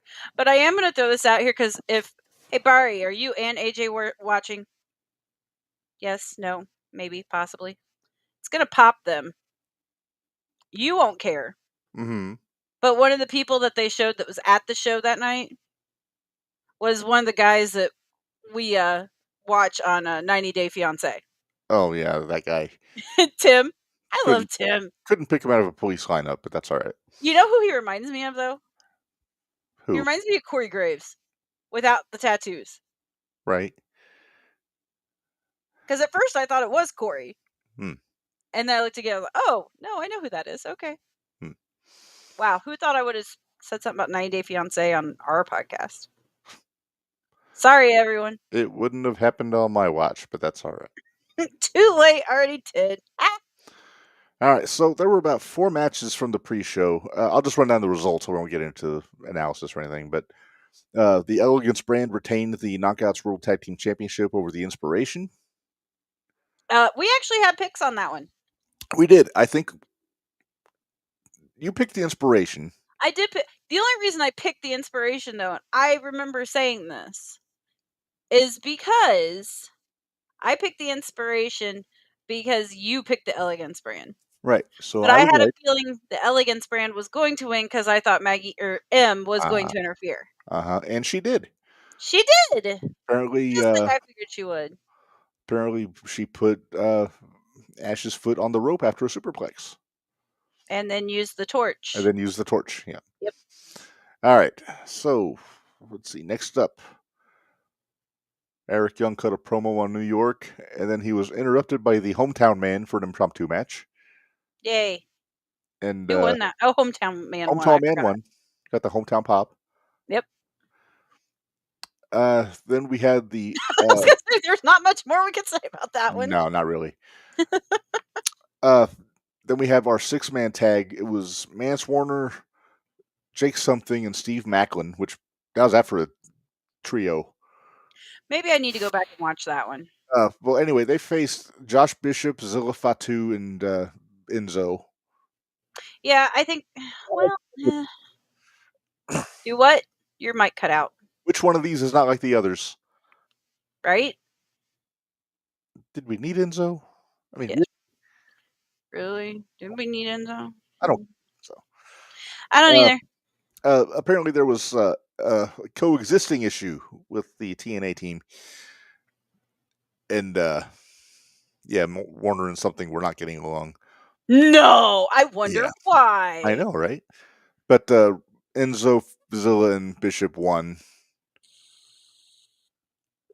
Wait, what was Bishop's first name? Josh Bishop. Oh, okay. Had a brain fart. I thought maybe... Ejected. I thought it... Yeah, but I know, well, you said that, and I was thinking Ben Bishop. No, not Ben Bishop. Okay. Gotcha. Okay, so I was wrong. There's only 3 matches on the pre-show. All right. So now we can move on to our... Now we get to the main show. It starts off Cedric Alexander versus Mustafa Ali. I'll just say how Ali does not have a broken neck right now is a miracle. I don't know how he doesn't. I don't know how he doesn't. Now, I don't know. Was it that the crowd was too far back? No, he overshot him. Did he overshoot? He overshot him. He overshot them. And then he decided to break his fall with the back of his head. Right. You know, because that's what any... guys do. Yeah, like everybody would. Uh-huh. Freaking idiot. Yeah. In fact, I put, glad you broke your fall with your face. It wasn't his face, though. Oh, yeah, that's true. It was the top of his head. Although, I will say I was getting really annoyed with them no-selling those Germans. Yeah. Especially the ones on the outside, because that was really obnoxious. Yeah, that's dumb. Tasha Steelz wins the prize for best sell for taking that lumbar check at the end. Yeah, but that pissed me off, too. Because she shouldn't have been out there at the end. Yes, she should have been disqualified. They had already thrown her out once. Yeah. She was ejected She came back with the chair. Right in front of the ref. With a chair. And the ref didn't do a damn thing. Mm-hmm. I'm sorry, but that kind of made the refs look like punks. Or made that ref look like a punk. That ref. Yeah. Oh, no, I'll get to another one here in a minute. All right. I was... Okay, would you like to know how many... How many Lithgows did you give this one? Let's see. Well, first let me throw our referee police graphic. Yes. I love our new graphic. All right, so I gave this... Let me get my Lithgows in order here. You gotta get mine too. Get my sugars. I got you. I like the matchup. These guys work well together in general. Just a little too much fuckery for my taste. Okay. So for that reason, I'm going to give it 4 Lithgows. You may. Or am I backwards? Are you saying that's a good match or a bad match? I mean, it's a decent match with too much fuckery. Okay, so in a star rating, would you have given it 2 or 4 stars? You know what? I'm going to cut it. I'm going to cut in the middle. I'm going to say 3.5. 3. So it rounds up to 4. Okay, so that's bad. It could have been better. Okay. Should have been better. It should have been better. And I'm going to give it 4 sugars. So that's not a great match. That's like a combined total of 4 stars. 2 stars. Yeah. Well, combined total between the two of us. Each of us gave it 2 stars. No, because that makes it sound like it's a 4-star match. It's not a 4-star match. No. Not a 4-star match. All right. So yeah, Ali gets the win there. And part of mine is because of how much they kind of stooged out the ref. Yeah. That annoyed me. Yeah. All right. Second match, 8-man tag. We got the System of FDC or JDC, Eddie Edwards and Brian Myers with Matt Cardona taking on Dark State, who's JDC. Cutler James. JDC is who? Fandango. That's what I thought. Okay. Yeah. Making sure. Then we got Cutler James and 3 other guys whose names I don't remember on the other. Sugars it says on here. Sugars. Then Osiris, because his name was on his butt, so I remember that. And then the other guy. Yeah, I can't remember what the other one's name is. It's Dark State, though. It was the NXT versus TNA match. Yes. I made a point. I'm glad that they had this match for Dark State with these 4 guys in particular, because it's a really good learning opportunity. Oh, it says right here. Saquon Sugars, Deion Lennox, Cutler James, Osiris Griffin. That's the one we forgot. Yeah. Corny fired all of them. I know, I heard. It was more for just unfamiliarity than anything. Right. But anyway. Yeah, there's nobody better they could have been in the ring with. No. You know how high I am on Eddie Edwards. Yes. He got the pin. Boston Knee Party. Yep. Which also one of my favorite names for a finish. Poor Sugars. What? Wasn't it Sugars that took the pin? Oh, I thought you said 4 Sugars. I'm like, no, I said poor Sugars. Yes, Sugars took the pin. He took the radio silence into the Boston Knee Party for the pin. Yes. I thought everybody did good in this match. They did. I gave it a 3-star match, or I gave it a 3. 3 sugars. Yep. So right in the middle. It wasn't anything over the top fantastic. I'm going to give this 2.5. Okay. Which rounded up because I don't have half a Lithgow. It's just so I'll put 3 Lithgows.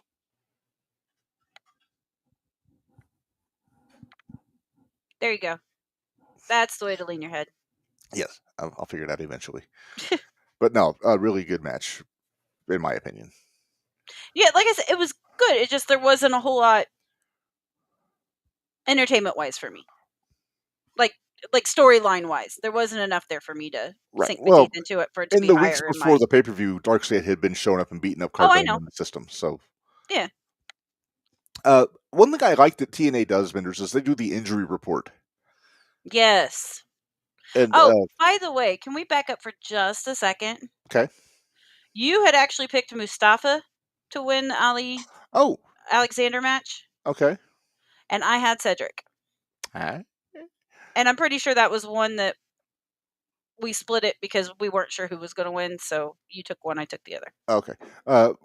Did I have the system in this 8-man? We did not know this match. Oh, okay. So we didn't this was a match we did not know. Okay. Well, anyway, the injury report came out. Trey Miguel did not compete in the ladder match because he had a hernia. Right. Casey Navarro was cleared. He had a knee injury. He's cleared, but he has a knee injury. And then they said Elijah is out with a torn triceps, so I don't know how long he'll be out for. Oh, shit. Okay. That sucks. It's going to affect his guitaring. It is. Yeah. All right, next match. We had Indy Hartwell versus Tessa Blanchard, who had Victoria Crawford, Alicia Fox in her corner. Mm-hmm. Before the match, Tessa tuned up poor Gia Miller good at ringside. Oh, that didn't end well for her either. No, it didn't. Did not end well for her. Yeah.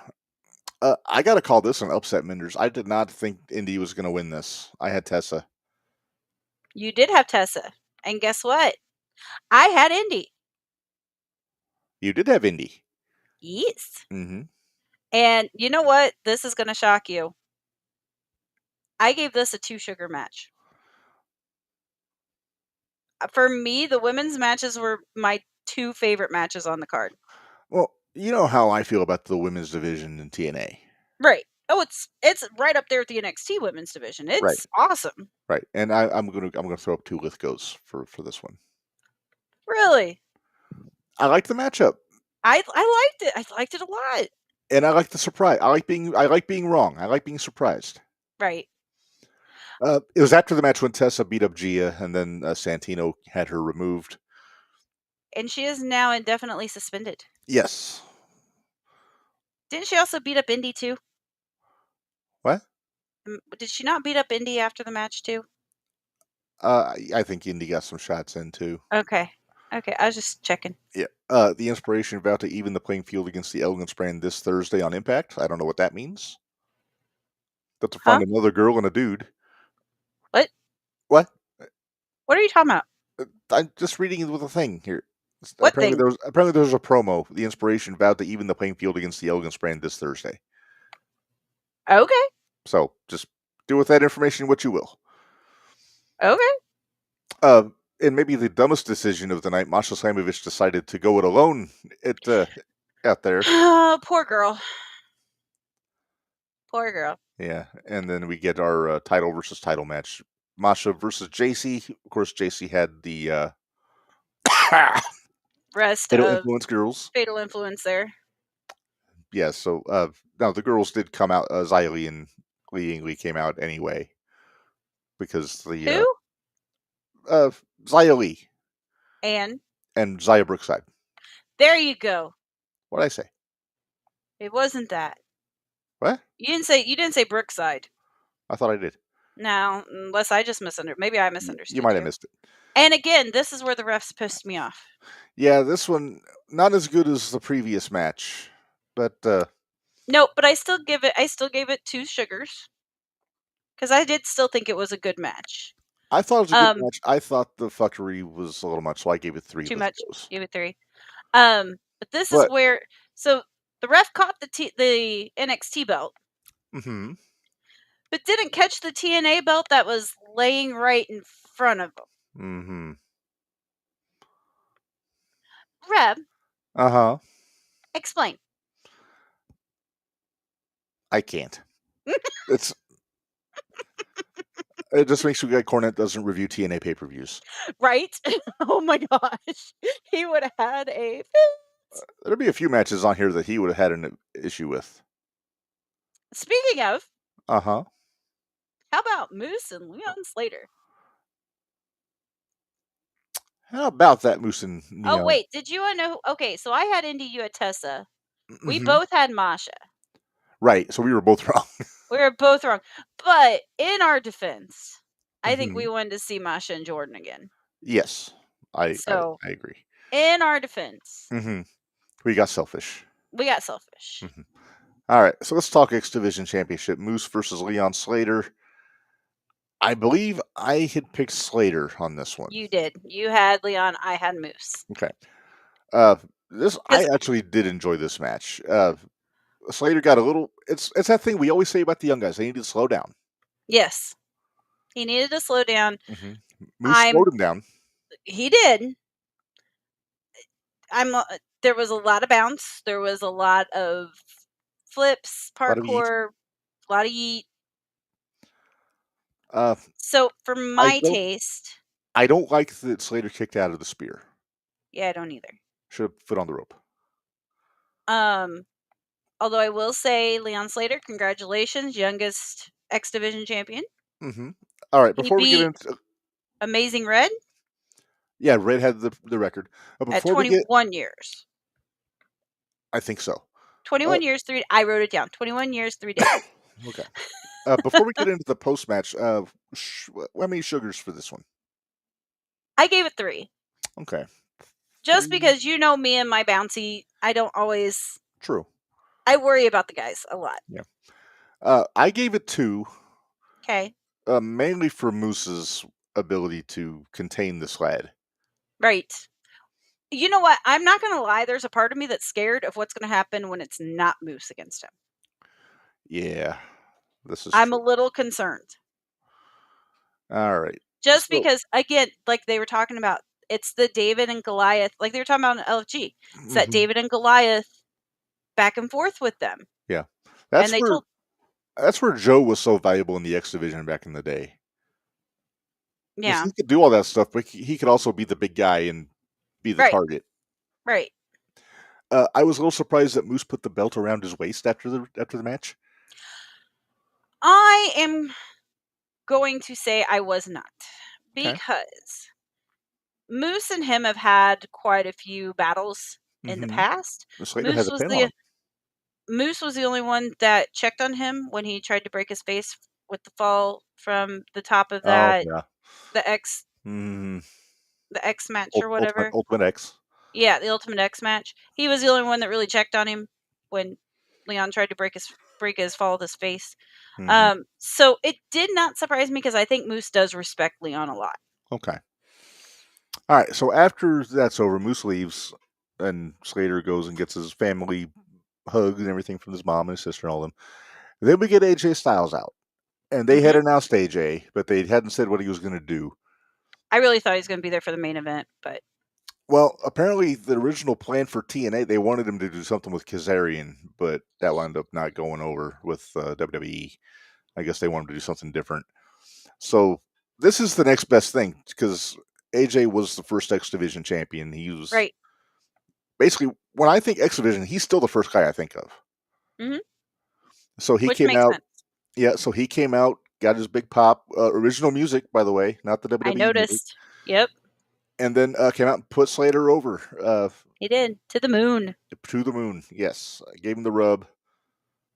And I was kind of half expecting a Pele kick after the promo. I was waiting for it. I was waiting for something. How's that for a first offense? Slater against AJ? Right. Good luck with that one. They can't do that right away. They can't. No. They can't. All right, so we are to the four-way ladder match, and we said Trey Miguel was out. He was replaced by Myron Reed. I was so excited. Yes, I like that, Myron. Radical. So it's the Rascals, the Nemeths, the Hardys, and First Class. Casey Navarro, AJ Francis. Where do we begin with AJ Francis? Do we want to start with the moonsault, or what was supposed to be a moonsault off Let's start with this. There were plenty of ladders readily available early in the match, but they still decided to do the handstand on the shoulders and walk into the middle of the ring. Yeah. Yes, you we that know for your the end of the call, match. you dumbass. Then, well, first off, let's talk about Myron's. Hold on, Bari, I'm gonna go look. Where was it at? I did see that. He said something on Twitter about how he's the only homegrown talent, and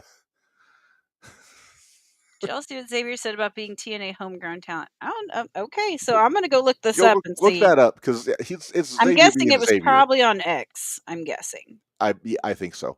I saw it on Facebook. Wait but a minute. It was an X post. Moose is a star and needs that one break. Yeah, he needs a break. Yeah. Sean, hang on a second. We're gonna after we get done with all the matches, then we'll get back to JC.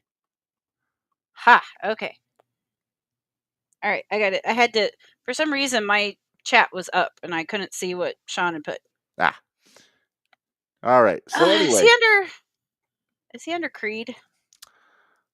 Should be Austin Creed, I think. Is it under Austin Creed? I think it's Austin Creed.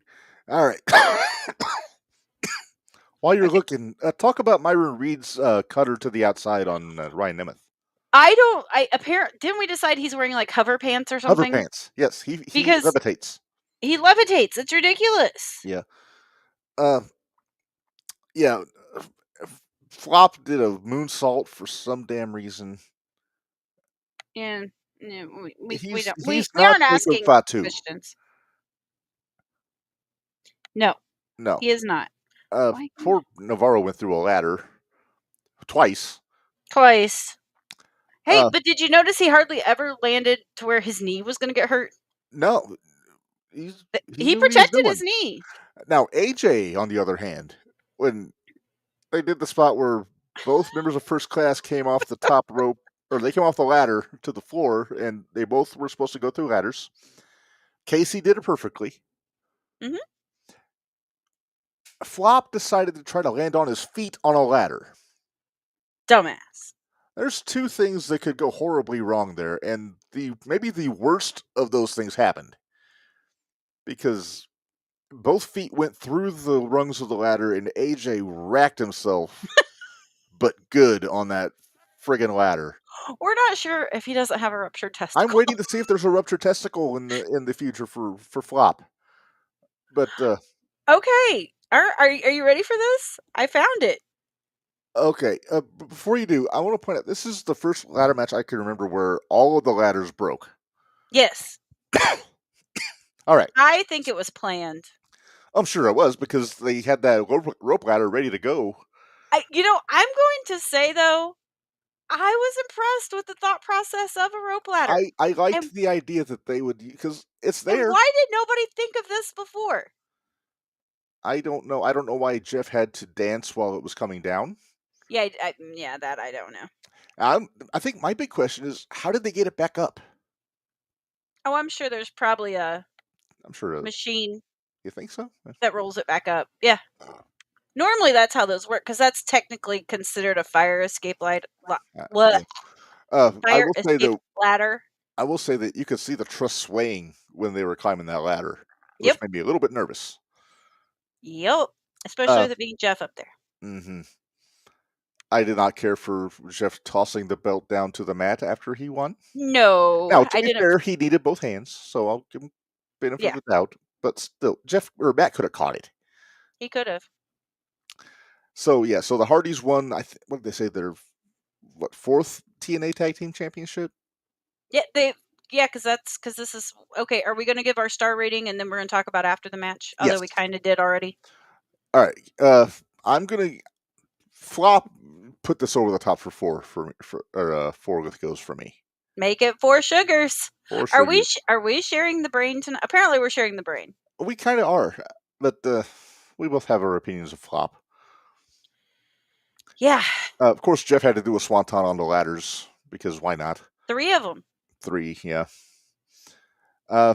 Okay, so after the match, and we mentioned this in the headlines, but Bully Ray came out and cut a promo on the Hardys, almost trying to catch up to the Dudleys as far as championships goes. Yep. And I did like one thing he said. He said that everybody always debates who the greatest tag team in the world is, and you would think that he was going to say it was the Dudleys. He didn't, though. He said it was the Road Warriors. Yep. But he also clarified that as far as success goes, it would be the Dudleys and the Hardys. Yeah. Which is not Edge wrong. And Christian. And Edge and Christian. I Mostly mean, really, the Dudleys. When you have that discussion, I feel like all three of those teams have to be in that discussion. True, but the Dudleys, I think, are above and beyond because they have 20-something tag team championships. I understand that, but I still think that all three of those teams need to be mentioned. Well, sure, they're all synonymous with each other. Exactly. But Bubba laid down. Sorry. Go ahead. No, go ahead. I was going to say, Bubba laid down a challenge. It wasn't officially accepted yet, but he wanted one last time Hardys and Team 3D at Bound for Glory. Did you notice there was one thing that kind of got brought to my attention a little bit? The crowd kept yelling for tables. Because there were chairs that were used. Obviously, there was ladders that were used. During the match. There was never once a table used. No tables. No tables. So I wonder if that was a little bit of a nod to that. Just hindsight's 20/20, obviously, but maybe if that was a little bit of a nod to them. So see Flop try to put his feet through a table. Oh, I'm sure he'll figure out a way to do it. Maybe we'll get lucky and the table will be. Remember how I always yell legs? Maybe we won't yell legs this time. No, let's be nice. We don't want the guy to get hurt. Being nice. We want the guy to go away. We don't want him to be hurt. We just want him to go away. Yeah. All right. Director of Authority. Do you want to hear this before we? Yeah, I'll just say between this match and the main event, Santino announced Tessa's suspension. So correct. Well, sorry, I kind of jumped the gun on that one, didn't I? All right. What did Xavier say? So it started out with AJ Styles. Saying, if I had the ability to go back in time, I told myself, you have no idea how far this ride's about to take you. All the ups, the downs, the doubts, they're going to shape you into one of the best in the world. Don't lose that chip on your shoulder, but learn when to let go of your pride. You're going to walk into places you never thought you'd belong way better than you could imagine. Stay humble, stay hungry, and trust God's timing. It's perfect, even when it doesn't feel like it. You're not just phenomenal, you're built for this. Okay. And Austin Creed responded with, just remember, I'm the first fully homegrown This Is TNA talent to find real long-term success in WWE. I washed the stink off and made it possible for the rest of you to come and experience WrestleMania. But per usual, when I do amazing things, don't nobody want to talk about that. And then there's this lovely little lady with her tea. Who? I don't know who it is. It's just a random gift, I think. Okay. But she's sipping her tea. Would I be wrong to assume that we might get Hardys and New Day at some point? Hardys and New Day? Why would we get Hardys and New Day? Xavier talking shit about TNA. Hardys defend it. No, I guess. New Day wants belts. They lost their world contendership. That's okay. All right. I'll give you that.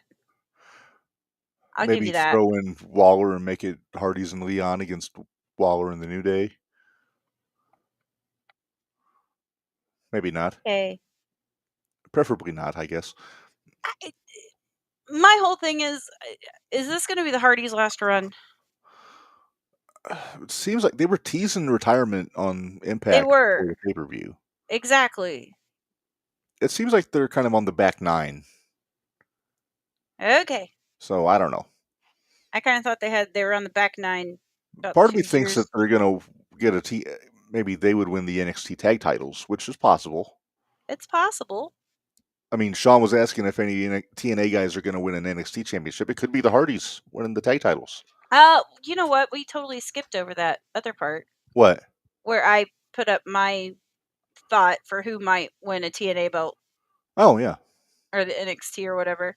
Mm-hmm. What is he talking about?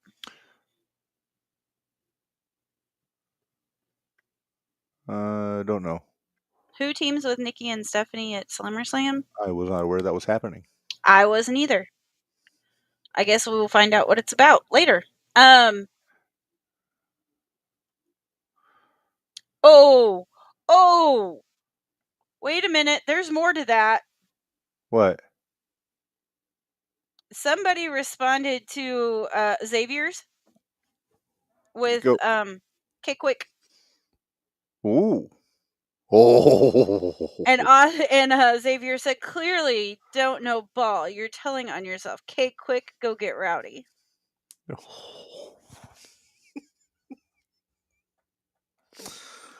Oh my goodness.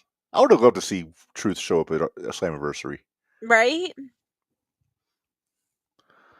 All right. Wow. Well, all right. Wow. So we got to talk main event Minderz. World Championship. No, can I? Now that Moose doesn't have that title anymore. Mm-hmm. Or you won't wait. Can we talk? I want Javon Evans to go after Leon Slater. As a bunch of bouncy boys. I'd be okay with it. Kind of. Oh, I see what Sean's saying now. Because the Secret Hervis has been attacking them. Oh, I don't know if that's going to be a SummerSlam thing. I don't think it's going to be a SummerSlam thing. Might be a Raw thing, not a SummerSlam thing. Yeah. Okay. Anyway, main event. All right, main event. Trick, Hendry, Santana. Everybody wanted Santana to win this match. You think? Uh-huh. I don't know who the guy was wrapping him to the ring. He was not great. No, he was terrible. Oh, by the way, on that 4-way, we were both wrong. Yeah, I think I had the Nemeth win. Or no, I had First Class winning. You did. I'm glad I was wrong. And then I had the Rascals winning. But you also, that was with the caveat it was going to be Trey and Wentz. Right. Well, but that's okay. I know you like Myron, but... Yeah, once Myra was like, well, I'm out. Because I didn't figure they put a belt on. I guess they could have and then just let Trey come back in, but... Freebird rules. Yeah. All right. So Frankie Kazarian joined commentary for this match. Mm-hmm.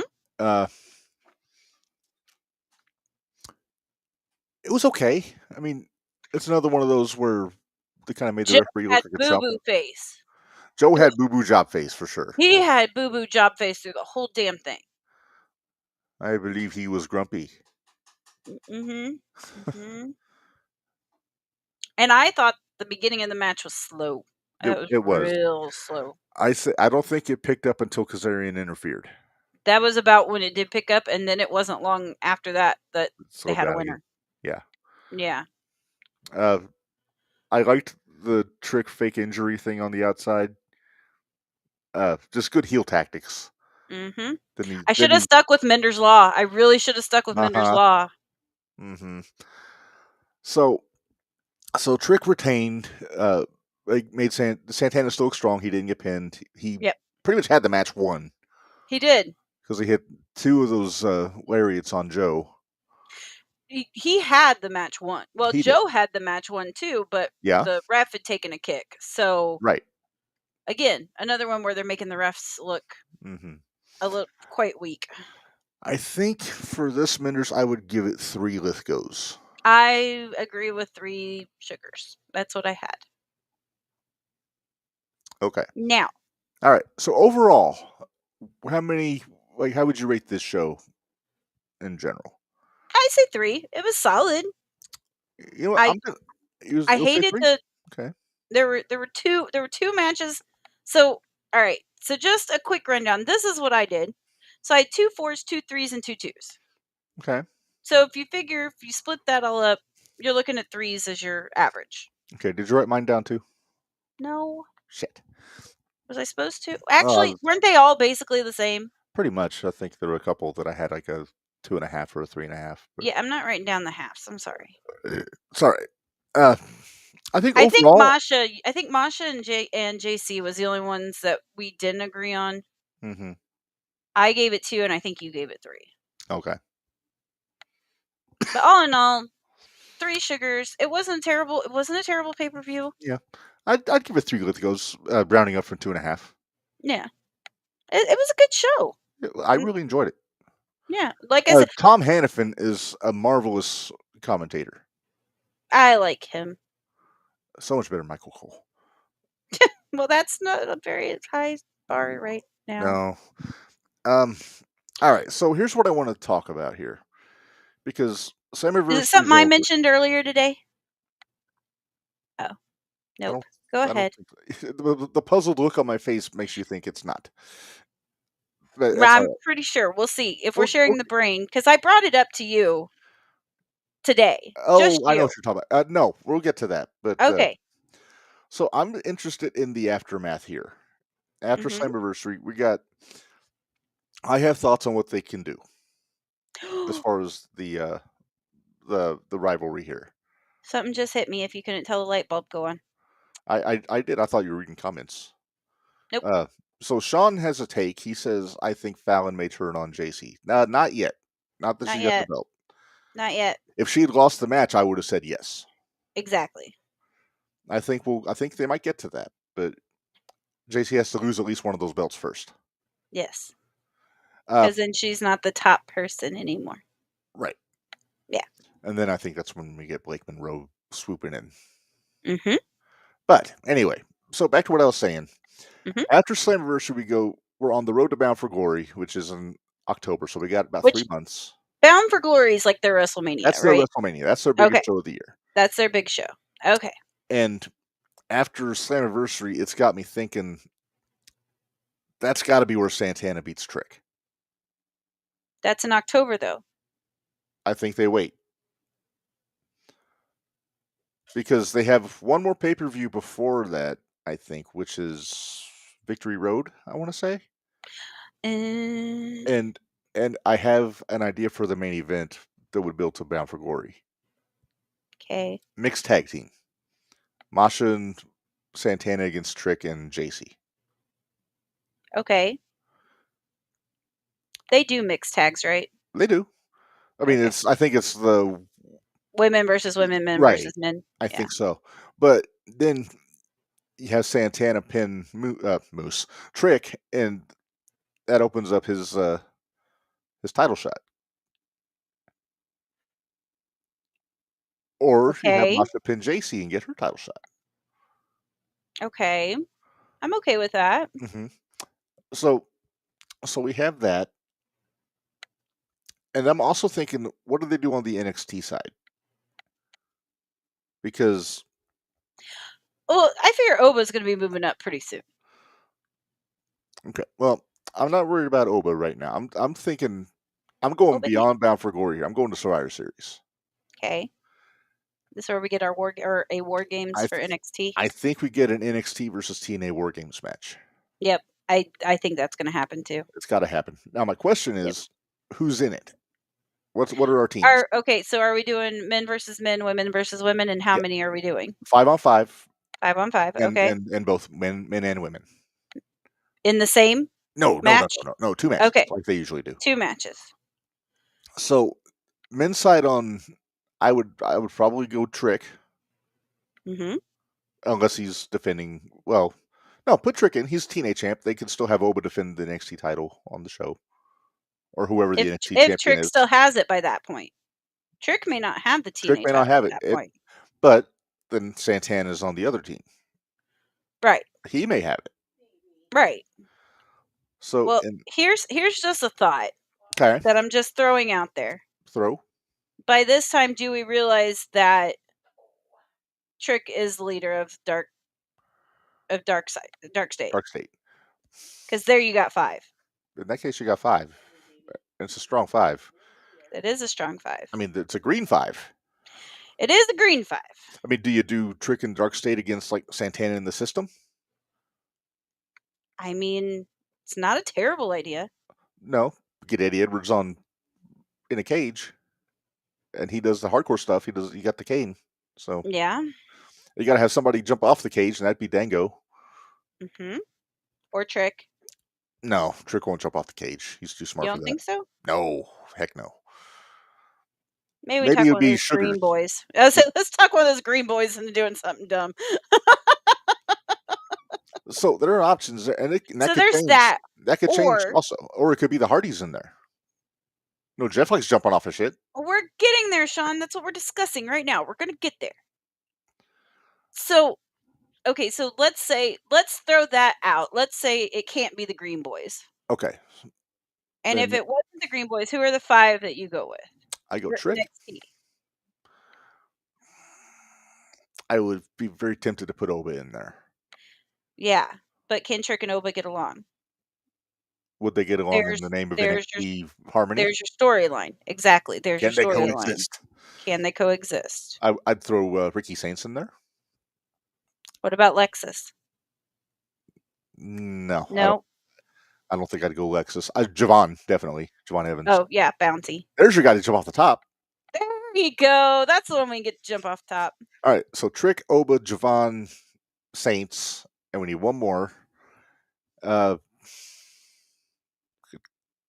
Maybe Tony D. He's got experience in a War Games match. I don't think it would be Tony D. I think we can do better. What about Jasper Troy? Jasper Troy, I was thinking the same thing. But then you got him and Saints in there on the same team. Can they coexist? That's kind of that's the whole idea with the War Games, especially when it's this type of situation, when it's group versus group. Yeah. And let's take system out of like the full group, the system out. Suppose we get Santana, the Hardys, Edwards, and Myers. Can I argue that one? Please. So what if we did Santana, Hendry, Kaz? Oh, you got to throw Joe in there. Kazarian. You got it, because you got to have the can they coexist on the other side too. Oh, that's Santana and Hendry. Well, but they kind of coexisted at this three-way match. Because they both picked on Trick at one point or another. That's true. So, yes, I think they can coexist. But if you add Kaz or Kazarian, that really cost them both the championship. Would you throw Leon Slater in the cage? If you have Javon, yes. So we got 2 people that are jumping off the top of the cage. Maybe together. Maybe it would be like a Spanish Fly or something off the cage. Okay, stop it, Osprey and Fletcher. Stop it. But I keep coming back to the Hardys though. Like, no, I don't want the Hardys in a War Games match. They get ratings. No, it wouldn't. I don't think it would. You underestimate how fickle some fans can be. If there's somebody with a name, they would watch. But I think there's somewhere else. I think there could be a tag match that you can put the Hardys in that they don't need to be in the cage. Maybe that's where we get Hardys and New Day. There you go. Okay. So keep Slater, Hendry, Santana. Yeah, so Santana, Hendry, Slater, Kazarian. I'm still not sold on Kazarian. Why are you not sold on Kazarian? That's not his style. He's the slimy heel. I don't think he'd want to help out anybody. But would he want to defend TNA? Well, he claims to be the king of TNA, but every time they have a chance to get their belt back, he screws them over. You know why that is? Because he wants it. Because he wants it, and he thinks he can beat Trick. I see what that is. It's not a horrible idea. It's not a horrible idea. So if that's 4, then who's our 5th? We have? Santana, Hendry, Kazarian, Slater. That's only 1 heel. Do we do 4 faces in a heel? No, we need 2 heels. Okay. Do we do Nemeth? That was almost where I was thinking. Was Dolph. But I don't know if number 1, is he too big of a name? Nick? It's a WWE guy, pretty much. Do you want to stick with homegrown TNA talent? So why not throw him in there with the possibility that he will turn on the TNA guys in order to make sure that the NXT guys win? Maybe. It's not a bad idea, but is my whiteboard going too much for you right now? It's going. I wish I had a whiteboard set up for this. I'm trying to think who else is. What about flop? No. Fuck you. No flop. See, but then you're kind of arguing your point because you just said you didn't want big names in there. You said Dolph is too big of a name. AJ is not a big name. He's just a. That's not what I'm saying, but the Hardys are. So why would you do that? You make a good point. Okay. Well, number one, Jeff would jump off the cage. I don't think Dolph would. We got Javon Evans for that. Well, now we do, and we got Slater. Right. But you'd think you could keep Jeff Hardy from climbing up to that cage? No, I don't think you could. That's the reason I don't want him to, because we kind of need him somewhat healthy. Somewhat. I said somewhat. Yes. I'm reiterating. You said somewhat. I mean, you got Ali, the WB guy. Shit. Macklin, Warner. Put Mansoor on an NXT show. Oh, God. You say that, and I'm sitting here going, what about Jake something? Or if you want to go deep dive NXT alum, you can go Sami Callihan. EY.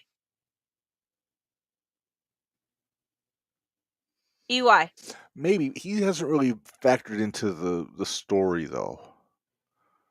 He's been kind of doing his own thing with Hometown Man. See, this is where I miss Josh Alexander. Right? Oh, he'd be carrying the torch for TNA if he was there. How long is Moose taken off? They didn't say. If Oba's in there, Moose. That's what I'm saying. All right. If he's back from his little break. Right. All right. So theoretically, we got Trick. We got. Hold on. Let me write these down. Okay. So our ideal. Both of our hamsters are going. How did we get into this conversation? It's my fault. I take full blame for this. Yeah, I'm blaming you. So men's war games. Mm-hmm. Okay, so men's war games. We have TNA and NXT versus NXT. Mm-hmm.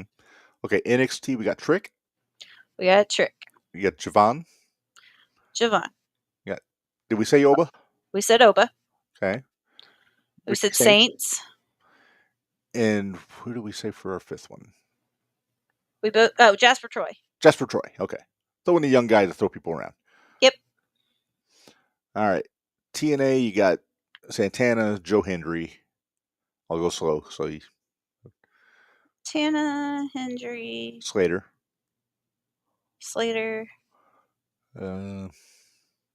We said Moose. Moose. Question mark Moose. Question mark. If he's there. And then are we... what if instead of that, it's just the Nemeths as a team? Could be. I mean, they're heels.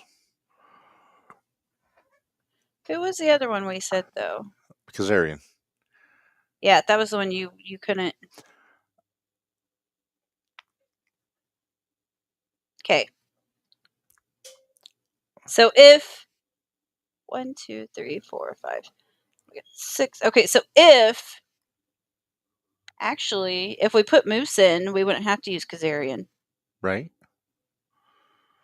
But you'd only have Dolph. You wouldn't be able to have both Nemeths. Well, if you're picking one or the other, you're picking Dolph. Duh. Nick. Yeah. What about Dreamer? No. I mean, he wouldn't be jumping off anything. He's kind of the leader of the locker room. Ropes. He would get in a fight with the ropes. But that'd be great. Just imagine Dreamer waddling into the cage and whacking people with a kendo stick. And I love Tommy, but come on. Who are we kidding?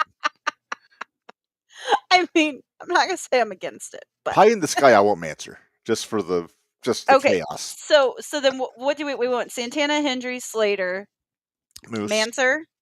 Moose and Mansoor?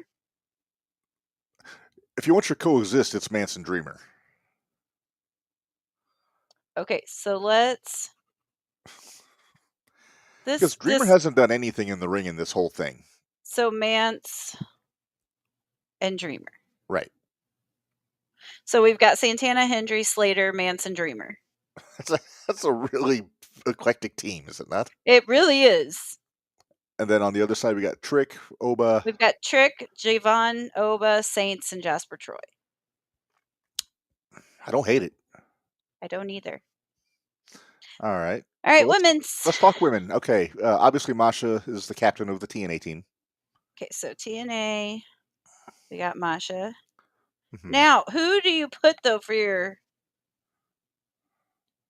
Who do you put for your NXT team though? Do you go Jordan? That wasn't who I was thinking as the team captain. You know who I'm thinking team captain. Blake Monroe. Well, she does like the hardcore stuff. Do we just do fatal influence across the board? No, we can't do that. I mean, JC can be in there. I'd say Fallon be in there. I don't want Jasmine in there though. No. Keep her out. Put Blake in her place. Okay, so we're going. 3. So we're going JC, Fallon, Blake. Do we do Jordan? That sounds horrible out of context. Okay. Zarya? Here's my thought. Let's see what you think of this. What about Kilani and Jordan? What about Lola? Here's the thing. Lola's a tweener. All the ones we have in here right now are all heels. Can I throw a visual at you just as a potential selling point?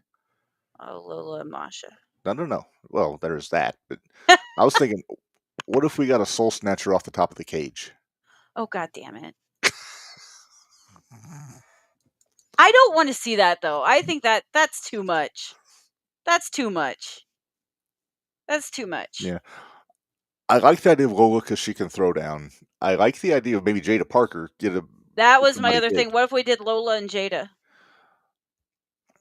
I mean, I don't hate it. All right, let's do Lola and Jada. Make Jordan the referee. And it's not even that. It's just that I feel like Jordan would be better used somewhere else on the card. Well, by this point, Jordan might be champion. She might, yeah. It might not be JC. It might be Jordan. Yeah, what do we do then? Because depending on who it is going to determine who's got the belt. And all that. Yeah.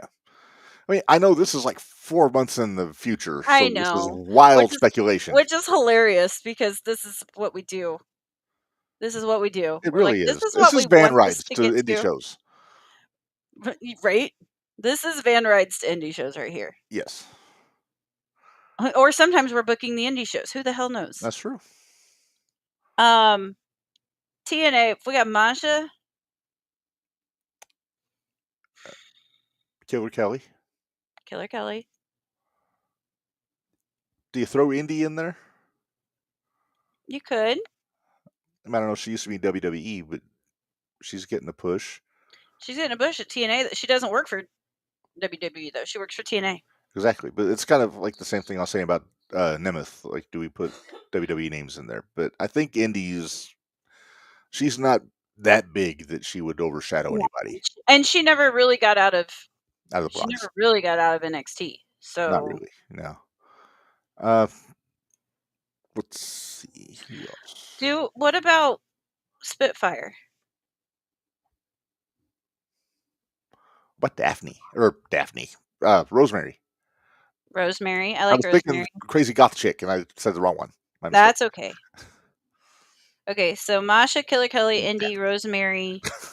We're guesstimating. Wildly speculating the future. Speculating what's going to happen in 4 months. You got to do it sometime, Sean. It's fun. It really is fun. pie in the sky thinking, what we would like to see, and then we laugh when it happens. Yes, because we do make things happen. There are times that things that we have wildly speculated have showed up. That's true. We're missing one more girl. Okay, who do we have so far?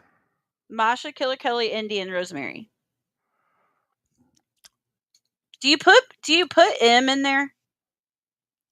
No, she. You don't think so? No, I think she's still that third banana in the elegance brand. What about Sasha? Tasha? Is it Sasha? Tasha. Tasha Steeles? Mm-hmm. Wouldn't be a bad choice.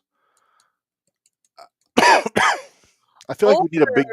I think we need one of our big, like a big muscle gal, maybe Savannah Evans if she's around. You're thinking something. I am. What if Jordan decided to join the TNA team? That ain't gonna happen, but I'm putting it down because I like that idea. I could see Masha putting the guilt trip on. Can I throw one more name out there? Sure. Mickie James. That surprise. Yep. Okay. So maybe, this is what we got. Maybe TNA has a 5-on-4 with a mystery partner, and it winds up being Mickie. Maybe. No hitter by the Cubs right now, by the way. All right. So you ready? This is what we've got. Hit me. Okay. So War Games, we get TNA versus NXT. Okay. For the men's, we have Santana, Hendry, Slater, Mance, and Dreamer. Okay. For NXT, we have Trick, Javon, Oba, Saints, and Jasper Troy. Nice. And Dreamer kind of fills that Paul Ellering role, like the manager in the match. Yeah. Then we have the women's War Games match, which for TNA is Masha, Killer Kelly, Indy, Hartwell, Rosemary, and then either Jordan or Mickie. Okay. And then NXT is JC, Fallon, Blake, Lola, and Jada.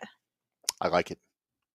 I really like that team. All right, now let's get on to something that everybody knows what we're talking about instead of us wildly speculating, because I feel like we've lost half of our group right now. Not really, but not our group. Our group would so be into this. This is what we do. So, but we have kind of meandered, and we've jumped the rail. I was worried it was going to be a short show. This made sure it is not. Yeah, that just sent us into, no, we got to figure this out. We got to figure it out now. Yeah, it's not like we have till November. Right. Leave it up to us. This is what we do. Your point that you were going to make, Minderz. My point is, am I the only person that feels like they're kind of making TNA look less of a group because WWE's, in my opinion, their third B-string people are beating their champs? No. Or am I the only person that kind of looks at it like that? Now you posed this question to me earlier today. Mm-hmm. And I was thinking about this. And I'm going to answer your question with a question. Okay. Who has made TNA look better? WWE or AEW? Well, duh. WWE. Okay, but I'm looking at it as Raw, SmackDown, NXT. I'm not looking at it as WWE, AEW, NXT. Is that what you mean? No. Okay. I mean the working relationship between NXT and TNA, or the working relationship between TNA and AEW. Which one has gone better? WWE's gotten so much better, in my opinion. It's definitely. Do you think? It's the AEW one was really one-sided. It was. AEW just took from TNA and didn't give anything back to them.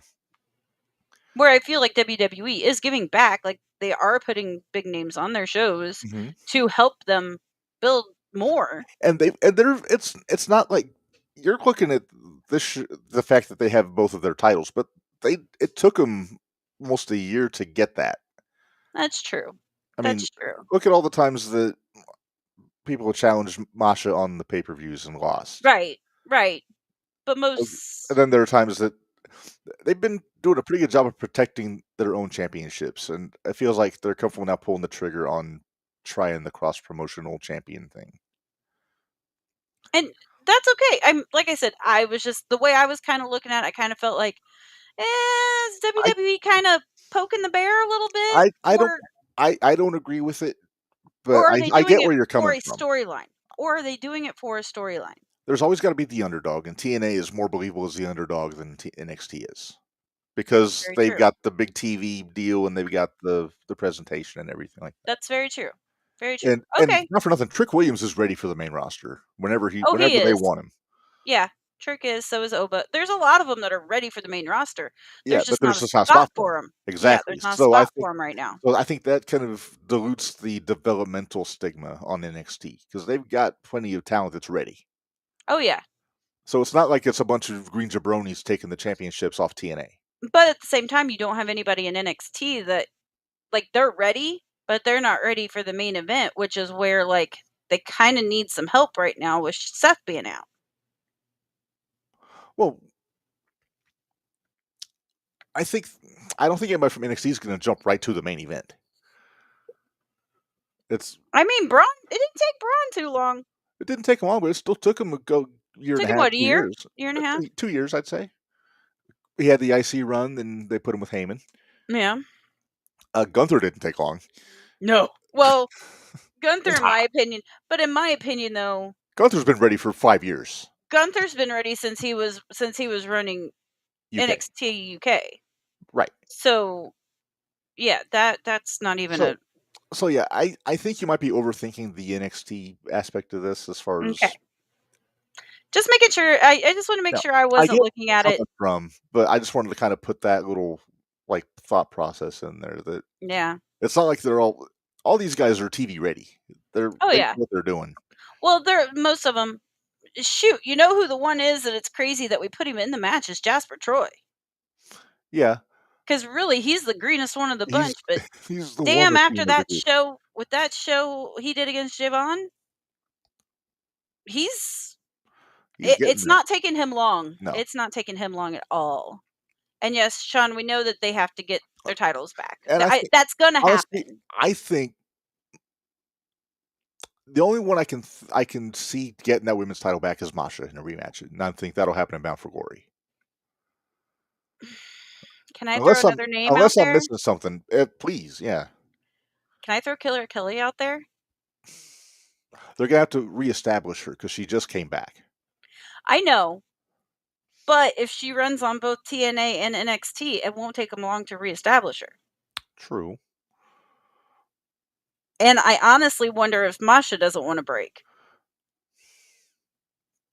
I mean, think of how many shows she's doing a week. Between what she does with TNA, with GCW, JCW, everywhere she goes, I'm sure she could use a little break. Or at least something where she's not carrying a belt at everywhere. Right. That's why I thought that she was going to drop that JCW title. Oh, I did too.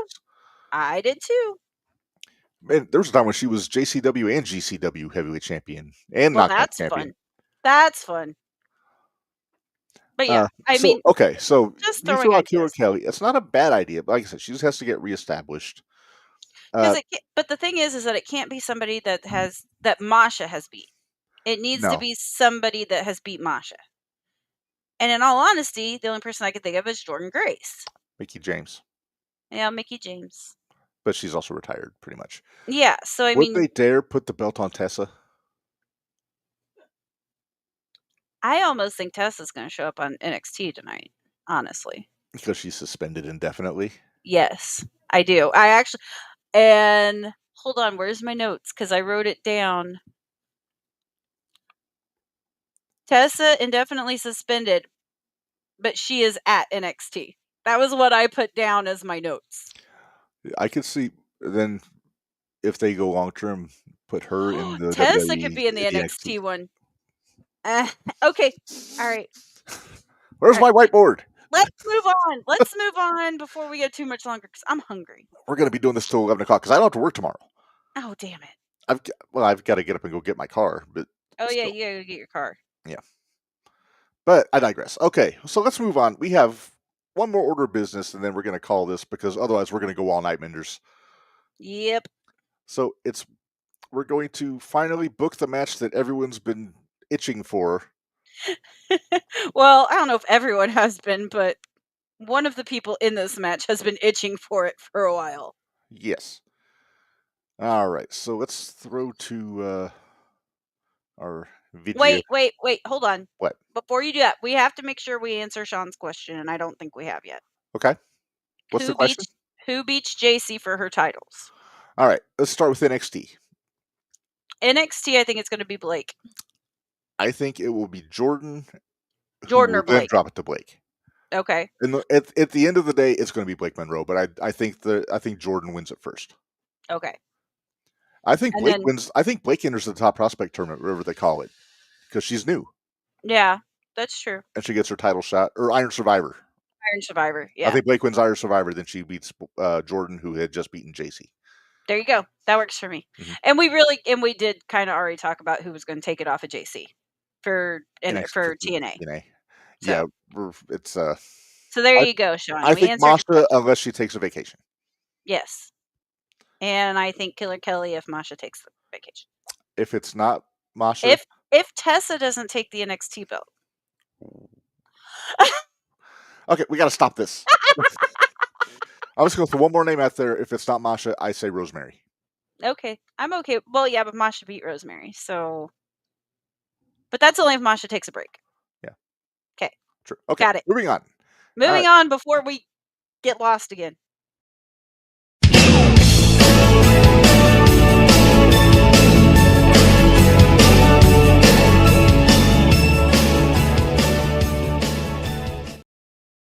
All right. It is time for one of our favorites. Who's whooping who? Good old Bari. Look at that handsome devil. Head you bangy. Hoot Supreme. Head you bangy. Hoot Supreme. All right. And we came up with this in the car on the way to the PWE show this week. Okay. So if you watch the AEW post shows after the pay-per-views. Yes. Somebody's name has been dropped. We know they're god-awful late. Don't hold that against us. It's a little late, but it's a build. It's a build. It's a real slow build. Minderz, this is our first ever women's match on Who's Whooping Who. It is. And I'm excited. Because of Bari. Hey! All right. So our matchup this week. Why do we have Truth in the corner? You know, he likes to pop up everywhere. He does. Okay. All right. But our match is representing the World Wrestling Federation, Wendy Richter taking on AEW's Timeless Toni Storm. Toni wanted this match for a long time. Toni wants this match. She doesn't know why Wendy will not answer her challenge. She wants this match in the worst possible way. She does. All right. So let's go to the tail of the tape here. Tail of the tape. All right. It's small print, but I can read it. Oh, wow. You did make it little. Yeah, that's okay. Because I had to fit everything in. Why did you add the centimeters? Okay. Because she's from Australia. They measure in centimeters. Oh, okay. Gotcha. Kilograms. All right. So Wendy Richter from Dallas, Texas. Toni from Gold Coast, Australia. Wendy's 5'8". She's taller than I thought she was. Yeah. And then Toni 5'6". Wendy 140. Toni 143. So pretty even size-wise. Yeah. Not too much of a difference there. I would say Wendy. Hang on, let's finish this. Finish move. Wendy powerbomb. Toni lets the Storm Zero, the Power Driver. In championships, Toni is a UK and AEW Women's Champion. Wendy Richter, of course, WWF Women's World Ladies Champion. I think I give Toni. I give Wendy the edge in power because Wendy is a power lifter. Right. I think I give Toni the edge in technical wrestling. Yes. I would give Toni the edge in psychology. Yes. That's just kind of a given. Come on now. Uh-huh. Now, are we keeping Luther there with Toni? Or is Luther banned from... I think Luther is with Toni. Okay. And Cyndi Lauper and David Wolford with Wendy. Okay. So all seconds are there. Okay. Just also because I'd be curious what Cyndi would do with Luther. You're terrible. All right. Okay, so... See, this is the problem, though. And correct me if I'm wrong. But obviously, Wendy in her heyday did not have the same opportunities that Toni has now. Very different landscape. Very different landscape. Very different. If you weren't one of Moolah's girls, you weren't getting a push. No, you were nobody. So you have to take that into consideration. Mm-hmm. Now, I'm going to throw this out there. And I'm not putting this as Wendy Richter, the heel from Mid-South.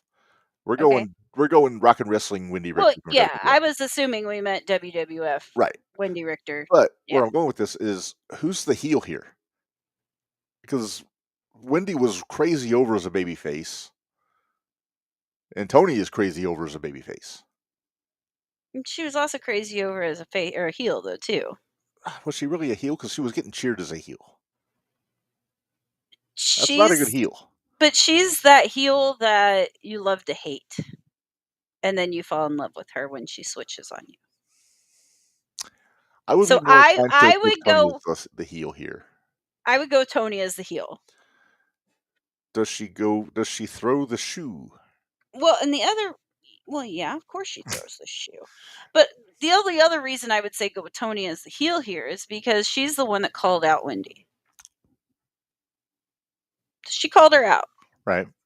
And titles are off the table here. Oh, yeah. No titles. Just one-on-one. Just one-on-one exhibition match. Okay, Reb, make your pick.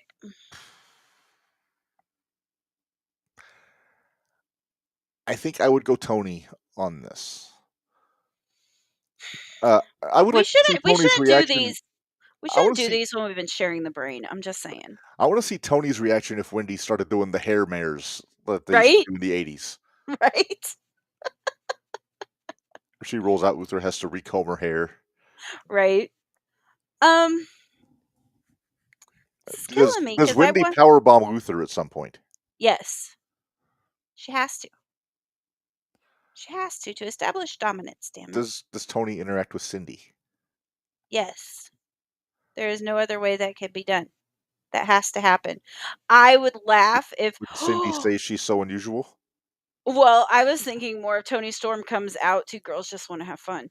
But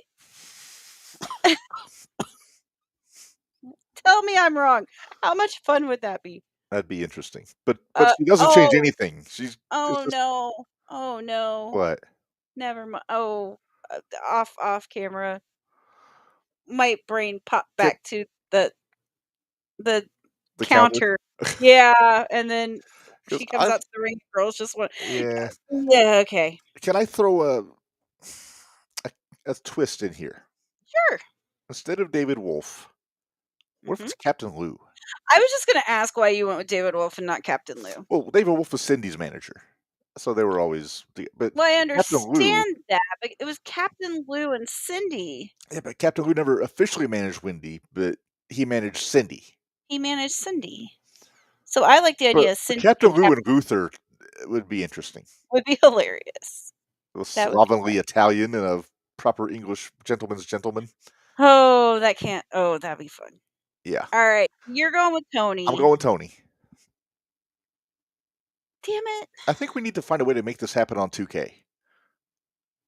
AJ?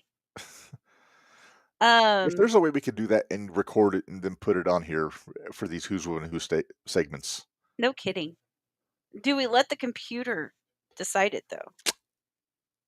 We have to. I would say yes. We would have to, because we can't pick who's going to win. No. I'll go with Wendy just to be different. Okay. And it'd be fun though. Imagine the post show. I think it would be so much fun if Wendy did beat Tony just for the pure Tony in the media scrum afterwards. Right. That, and Wendy be like, you knew you didn't really want to call me out, or you didn't know what you were getting yourself into, or she kind of turned heel on her. You know what I mean? Yeah. That's just kind of where I was thinking with that. Okay.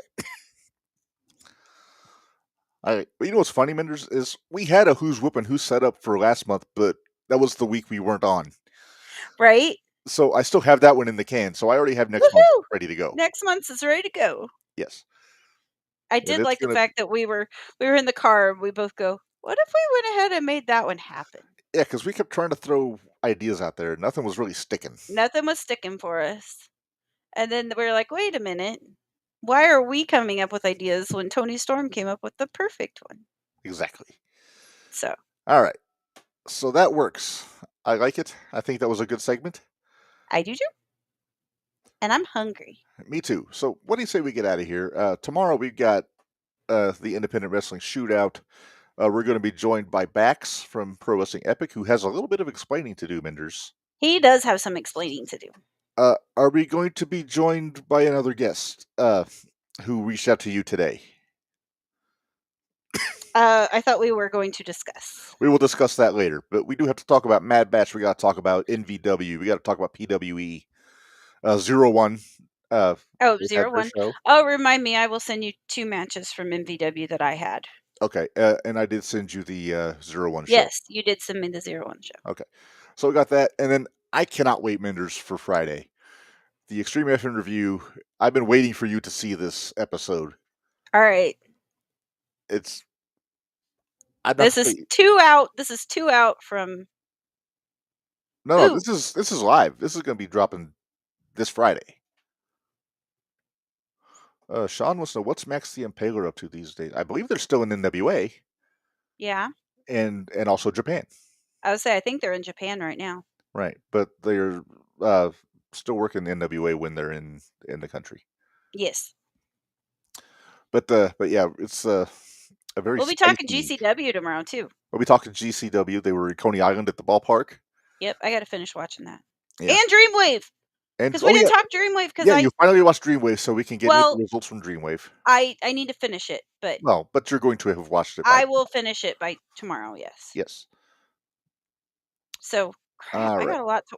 Holy cow! I got a lot to watch before tomorrow. Yeah. I forgot I had to finish watching that. Okay. Anyway. All right. Well, let's get out of here. Thanks everybody for joining us. Sorry about the rambling. Yeah, sorry about our whiteboard moment. You knew what you were getting into when you started listening or watching this.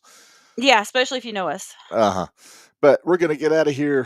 Thanks everybody for joining us. Until next time, for Minderz, this is Reb reminding y'all life is hard, work stiff. We'll see you guys next time.